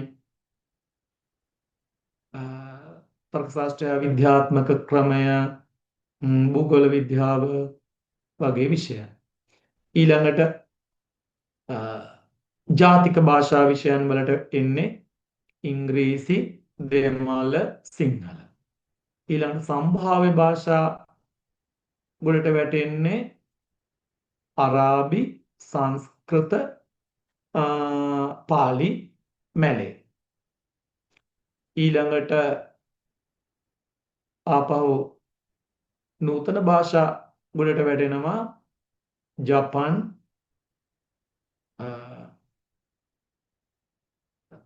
කොරියන්, චීන, හින්දි, ජර්මන් කියන භාෂා. ඊළඟට සෞන්දර්ය කාණ්ඩයට වැටෙනවා චිත්‍ර, නැටුම්, සංගීතය, නාට්‍ය හා රංග කලාව. ඔය කියන විෂය. ඊළඟට ආගම් හා ශිෂ්ටාචාර විෂයන් වලට බුද්ධ ධර්මය, ඊළඟ බෞද්ධ ශිෂ්ටාචාරය, හින්දු ධර්මය, හින්දු ශිෂ්ටාචාරය, ක්‍රිස්තු ධර්මය, ක්‍රිස්තු ශිෂ්ටාචාරය, ඉස්ලාම් ධර්මය, ඉස්ලාම් ශිෂ්ටාචාරය. ඔය විදිහට. එතකොට කලා මේක අහන්නේ කලා විෂය ධාරාව හදාරන කෙනෙක් උසස් පෙළට විශ්වවිද්‍යාල ප්‍රවේශය අපේක්ෂාවෙන් මොන වගේ විෂය සංකලනයක්ද ගන්න ඕනේ කියලා එක තමයි කියන්නේ. පළවෙනි උත්තරේ තියෙනවා මෙන්න මෙහෙම. නූතන භාෂාවක්, ජාතික භාෂාවක්, සම්භාව්‍ය භාෂාවක්. නූතන භාෂාවක් කියලා ගමුකෝ අපි ජපාන්, කොරියන්, රෂියන්, ප්‍රංශ, ජර්මන් වගේ එකක්. ජාතික භාෂාවක් කියලා ගත්තාම මේ ජාතික භාෂාවක් කියලා ගත්තම සිංහල, ඉංග්‍රීසි, දෙමළනේ. පුළුවන්. සම්භාව්‍ය භාෂාවක් කියන්නේ පාලි, සංස්කෘත, අරාබි වගේනේ. පුළුවන්. ඒක පුළුවන්. මේක අහන්නේ නොවන්නේ කියන එකනේ. බැරි එකනේ. දෙක ආගම් විෂය. ආගම් විෂය. ඒ කියන්නේ ඔය බුද්ධ ධර්මය, බෞද්ධ ශිෂ්ටාචාරය, ක්‍රිස්තු ධර්මය, ඒ වගේ විෂය. ඊළඟ සමාජීය විද්‍යා විෂය. ඒ කියන්නේ ජන සංනිවේදනය, භූගෝල විද්‍යාව, දේශපාලන විද්‍යාව වගේ විෂය. ඉතිහාසය වගේ විෂය. පුළුවන්. ඊළඟ ආපහු තියෙන සමාජීය විද්‍යා විෂයක් කියලා. ඕ පුළුවන්. සමාජ විද්‍යා විෂයන් දෙකකුයි ආගම් විෂයකුයි කරන්න පුළුවන්. එහෙනම් දෙවෙනි උත්තරේ අවුලක් නෑ, එකක් නෙමෙයි. තුන්වෙනි උත්තරේ තියෙනවා ආගමික විෂය. එම ආගමික විෂයට අදාළ ශිෂ්ටාචාර විෂය. උදාහරණයක් විදිහට අපි හිතමු බුද්ධ ධර්මය ගත්තා. ඒ ආගමික විෂය. ඒ ළමයා ආපහු තෝරගන්නවා ඒ විෂයට අදාළ ශිෂ්ටාචාර විෂය. ඒ කියන්නේ බෞද්ධ ශිෂ්ටාචාරයක් ගන්න. එයා බුද්ධ ධර්මයක් ගත්තා, බෞද්ධ ශිෂ්ටාචාරයක් ගත්තා. ඊළඟට එයා ගන්නවා සෞන්දර්ය විෂය. ඒ කියන්නේ චිත්‍ර, නැටුම්, සංගීතය, නාට්‍ය, රංග කලාව කියන විෂයන් හතරෙන් එකක් ගන්න. එහෙම බෑ. එහෙම බෑ. ආගමික විෂයකුයි, ශිෂ්ටාචාර විෂයකුයි, සෞන්දර්ය විෂයකුයි ගන්න බෑ. එහෙනම් උත්තරේ වෙන්නේ 3. හතරවෙනි එකේ තියෙනවා සමාජ විද්‍යා විෂයක්. අර විද්‍යාව කියලා අවසන් වෙනවා කියලා මම කිව්වේ. ඒ විෂයන් මේකේ තියෙච්ච ලොකුට ඔබ දන්නවා කොහොමද එහෙම මේව කළ හරියට කරපු වෙන විශ්වවිද්‍යාලෙ ගියේ සෞන්දර්ය විෂය ඒ වගේම ජාතික භාෂා ගැටලුවක් නැහැ. 14 ප්‍රාථමික අධ්‍යාපනය පිළිබඳව උපාධි ප්‍රදානය කරන ශ්‍රී ලංකාවේ විශ්වවිද්‍යාල වන්නේ. ප්‍රාථමික අධ්‍යාපනයක විශේෂ කළ තියෙනවා ප්‍රාථමික අධ්‍යාපනය පිළිබඳව. ප්‍රාථමික අධ්‍යාපනය පිළිබඳ ප්‍රයිමරි එඩියුකේෂන් වලටම ඩිග්‍රිය දෙන්නේ. ඕම මේ මෑත කාලීනව මම හිතන්නේ මීට වසර 3කට කලින් කොළඹ විශ්වවිද්‍යාලය ප්‍රයිමරි එඩියුකේෂන් වලටම කියලා වෙනමම ගන්නවා උපාධි පාඨමාලාවකට ඒගොල්ලොන්ගේ මේ ෆැකල්ටි ඔෆ් එඩියුකේෂන් වලට ගන්නවා මේ ප්‍රාථමික අධ්‍යාපනයට. ඉතින් ප්‍රාථමික අධ්‍යාපනයට යාළු උපාධියක් දෙන්න. ඊට අමතරව ශ්‍රී ලංකා විවෘත විශ්වවිද්‍යාලයත් ප්‍රාථමික ප්‍රාථමික අධ්‍යාපනයට උපාධි පාඨමාලාවක් පාත්ගෙන යනවා. මම හිතන්නේ ඒකේ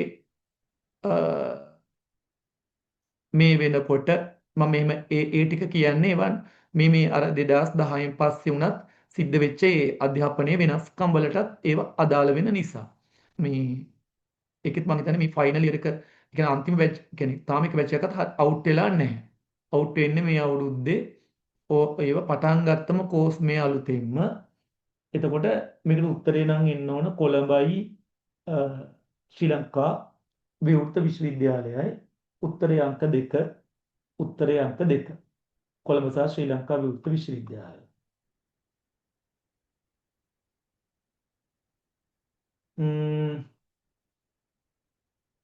අපි 15 වෙනි ප්‍රශ්නෙට යමු. අධ්‍යාපන පොදු සහතික පත්‍ර උසස් පෙළ විභාගය විෂයන් 3ක් පදනම් කොටගෙන මුල් වරට පැවැත්වුයේ කුමන වසරේදීද? ඒ කියන්නේ අපි දන්න ඕනේ ඉස්සෙල්ලා උසස් පෙළට විෂයන් 4ක් තිබුණා. ඊට පස්සේ විෂයන් 3 කරලා පොදු පරීක්ෂණයකුත් ඒකට එකතු කරලා ශිෂ්‍යයා ව්‍යාපෘතියක් වසර 2 තුල කේවල ව්‍යාපෘතියකුත් ඊට පස්සේ සමූහ ව්‍යාපෘතියකුත් කරන්න ඕනි කියලා නිර්දේශ වුණා. ඒතර කේවල ව්‍යාපෘතියේ ලකුණුත් සාමූහික කණ්ඩායම් ව්‍යාපෘතියේ ලකුණුත් විභාග දෙපාර්තමේන්තුවට යවන සිස්ටම් එකක් තමයි හැදුනේ. ඊළඟ පොදු පේපර් එකක් හැදුනා. ළමයිගේ සාමාන්‍ය දැනීම හා බුද්ධි පරීක්ෂණය තීරණය කරන්නේ අදාළ වසර 2 තුල. ඒ කියන්නේ උසස් පෙළ හදාරන වසර 2 තුල සාමාන්‍ය දැනීම. ඒකෙන් අර අපේක්ෂා කළේ පොත්ගුල්ලෙක් නොවේ සාමාන්‍ය සමාජයට සමිඥානික ශිෂ්‍යයෙකු බිහි කිරීම තමයි මම ඒකේ මූලික අධ්‍යාශය බවට පත් උනේ මේ විෂයන් 3 කරද්දී. නමුත් ඒ අරමුණ ඇත්තම ඉෂ්ට වුණාද නැද්ද කියන එකේ ප්‍රශ්නයක් තියෙනවා. ඒකේ අවම ලකුණ පොදු පේපර් එකේ ලකුණු 30 ඒවත් දැනගෙන ඉන්න පොදු ලකුණු 30ක් ගන්න ඕනේ. ඒක පාස් වෙන්න අනිවාර්යයෙන්ම. ඒක නැත්නම් විශ්වවිද්‍යාලයට යන්න දෙන්නේ නැහැ. ඊළඟ අවුරුද්දේ හරි ඒක පාස් වෙලා තමයි යන්න ඕනේ. ඒකත් මේ වගේ එකදී දැනගන්න. මම ප්‍රශ්නයක් හදලා නැහැ වෙන්නේ. මේක සබරගමුව මම දැක්ක සබරගමුව පළාත් සභාව මේ 2017 ටීචින් එක්සෑම් එකේදී මේක ප්‍රශ්නයක් විදිහට දාලා තිබ්බා. විෂයන් 3 කලේ විෂයන් උසස් පෙළ විෂයන් 4 3 බවට පත් වෙන්නේ උත්තර තියෙනවා 1 1999 2 2000 3 2001 ඊළඟ 4 2002 උත්තරේ 2 2000 වසරේ තමයි මේ විදිහේ විෂයන් 3ක් මුල් වරටම පැවැත්වුවේ 2000 දී. 16 වෙනි ප්‍රශ්නය අඩු ආදායම්ලාභී විශ්වවිද්‍යාල සිසුන් සඳහා රජය විසින් පිරිනැමෙන ශිෂ්‍යත්ව වන මහපොළ ශිෂ්‍යත්ව අරමුදල ආරම්භ කරන ලද්දේ ඒක ගාමිණී දිසානායක මැතිතුමා දෙකලාරික ඇතුළත් මුල්ලි මැතිතුමා 3 ජයවර්ධන මැතිතුමා 4 ප්‍රේමදාස මැතිතුමා පිළිතුර කවුරුද දන්න ලලිත් ඇතුළත් මුදලි මැතිතුමා අධ්‍යාපන උසස් අධ්‍යාපන අමාත්‍යවරයා විදිහට මහපොළ ශිෂ්‍යත්ව ක්‍රමය හඳුනා දුන්න විශ්වවිද්‍යාල ශිෂ්‍යයන් වෙනුවෙන් උත්තරේ අංක 2 ලලිත් අතුලත් මුදලි. 17 විශ්වවිද්‍යාල සිසුන් වෙනුවෙන් මහපොළ ශිෂ්‍යත්ව අරමුදල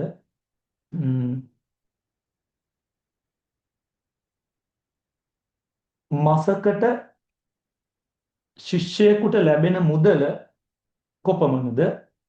මහපොළ ශිෂ්‍යත්ව අරමුදලින් මාසකට මේ වන විට ලැබෙන මුදල කොපමණද? මේක විශේෂයෙන්ම එහෙම ගාන දාන්න හේතුව තමයි මේ ප්‍රශ්නේ දාන්න හේතුව තමයි මේ වෙනකොට මහපොළ ශිෂ්‍යත්වය ලැබුවා ඌද නොලැබුවා ඌද උපායධරයන් මේක ලියන්නේ. හැබැයි මේ වෙනකොට ඔබ ඒක ලබන්නේ නැහනේ. එතකොට මේ හැම මේ වෙනකොට මේ බජට් එකෙන් යම් යම් වෙනස්කම් සිද්ධ වුණා. එහෙනම් ඔබ සමාජය පිළිබඳ අවදීන් ඉන්න කෙනෙක් නම් ඔබේ සාමාන්‍ය දැනීම තුළ මේක තියෙන්න ඕනේ. අපි දන්නවා මේ 2025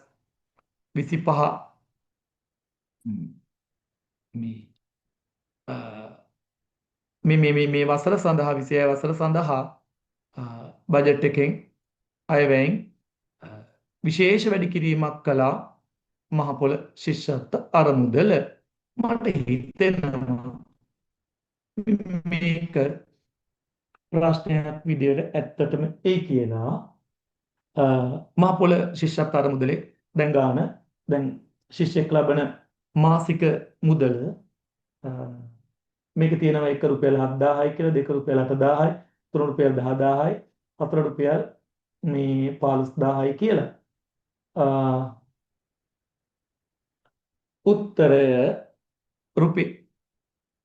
උත්තරය අංක 3 රුපියල් 10000යි. මේක උත්තර 5ක් වැදිලා තියෙනවා. මේ රුපියල් 10000යි මේ අවුරුද්දේ ඉඳලා රුපියල් 10000යි රුපියල් 15000යි කතාවත් පොඩ්ඩක් දැනගෙන ඉන්න එක හොඳයි. යම් ශිෂ්‍යයෙකුගේ විශේෂයෙන් දෙමව්පියන් අහිමි නම් ඔහුට වෙනත් කිසිදු ආදායමක් නැත්නම් ඒක සනාථ කරන්න ඔහුට සාධක තියෙනවා නම් එබඳු ශිෂ්‍යයන් උදෙසා විශේෂයෙන් තවත් රුපියල් 5000ක් මුදලක් ඔහුගේ ඉල්ලීම මත ලබා දෙන ක්‍රමයකුත් අයවැයෙන් යෝජනා වුණා. එහෙම බැලුවොත් ඉතින් අර 10000යි තව 5000ක තුල 15000ක් නමුත් පොදුවේ හැම ශිෂ්‍යයෙකුටම මහපොළ ශිෂ්‍යාදාරය සඳහා ලැබෙනවා රුපියල් 10000. උත්තරේ 10000. 18 මහපොළ ශිෂ්‍යත්ව ක්‍රමය ආරම්භ කරන ලද වර්ෂය වන්නේ පිළිතුර මේකත් මම හිතන්නේ දකුණු පළාත් සභා පේපර් එකත් මා දැක්කා 1981 තමයි මහපොළ ශිෂ්‍යාදාර ක්‍රමය ආරම්භ වුණු අවුරුද්ද 1981. 19 වෙනි ප්‍රශ්නේ අධ්‍යාපන අමාත්‍යාංශය යටතේ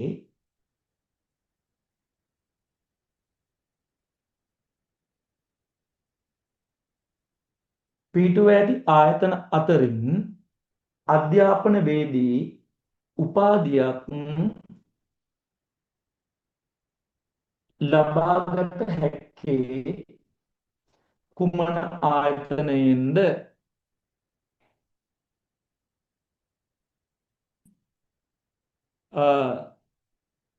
අපි දන්නවා තාම ජාතික අධ්‍යාපන විද්‍යාපීඨවලින් නෙමෙයි, ගුරු අභ්‍යාස විද්‍යාලවලිනුත් නෙමෙයි, ජාතික අධ්‍යාපන ආයතනයෙන් පුළුවන් බැචලර් ඔෆ් එඩියුකේෂන් ඩිග්‍රී එකක් ගන්න, අධ්‍යාපන වේදී උපාධියක් ලබා ගන්න. මේකට උත්තරේ ජාතික අධ්‍යාපන ආයතනය.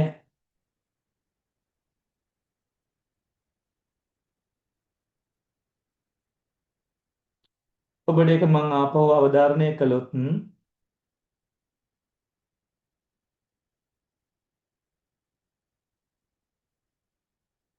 අධ්‍යාපන අමාත්‍යාංශය යටතේ පිටුවා ඇති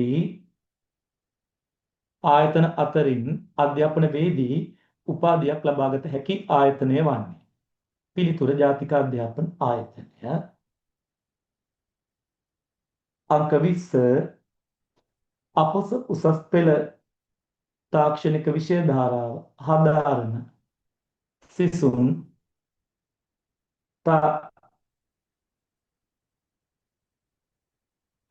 තාක්ෂණ අංශ එකක් තෝරාගත යුතුය.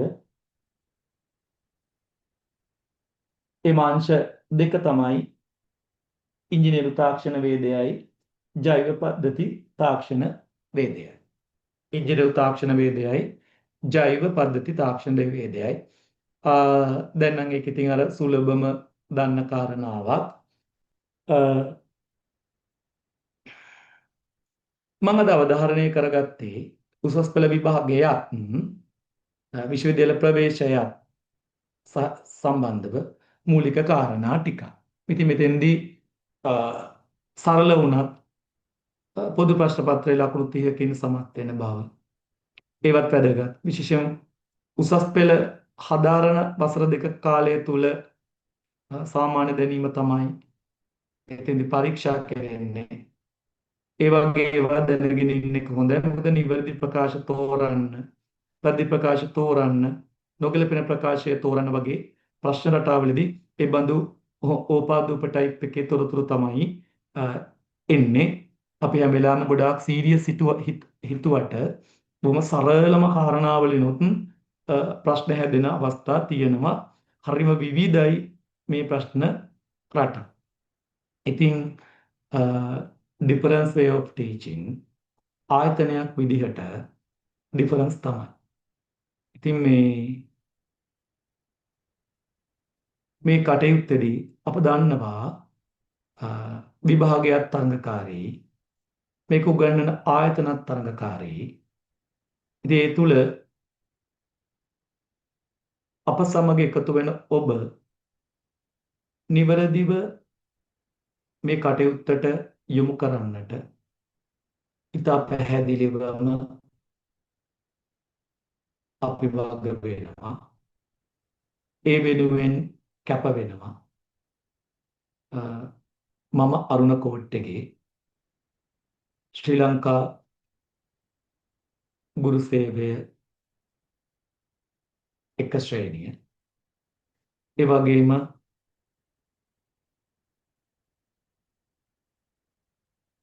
සිංහල පෙළපොත් සම්පාදක මණ්ඩලයේ ලේඛකයෙක්.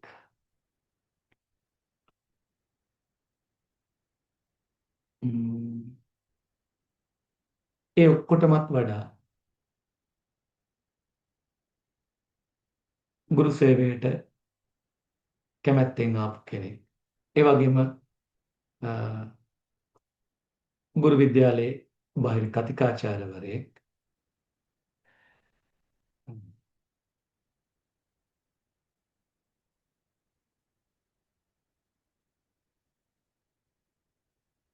ඉතින් සාමාන්‍ය දැනීම හොයන්න ඒක විනෝදය කරගත්ත කෙනෙක්. මම හිතන්නේ ඒක තමයි මේ කටයුත්තට මම ආස කරන තැන. මට කියන්න තියෙන්නේ එකයි ඔබට. අපිට තියෙන්නේ බොහොම කෙටි කාලයක්. ඒ කාලය තුල ඔබ පුළුවන් තරම් විමසීමෙන් කැප වෙන්න. කැපවීමෙන් තොර ජයග්‍රහණ නැත. ආයුබෝවන්.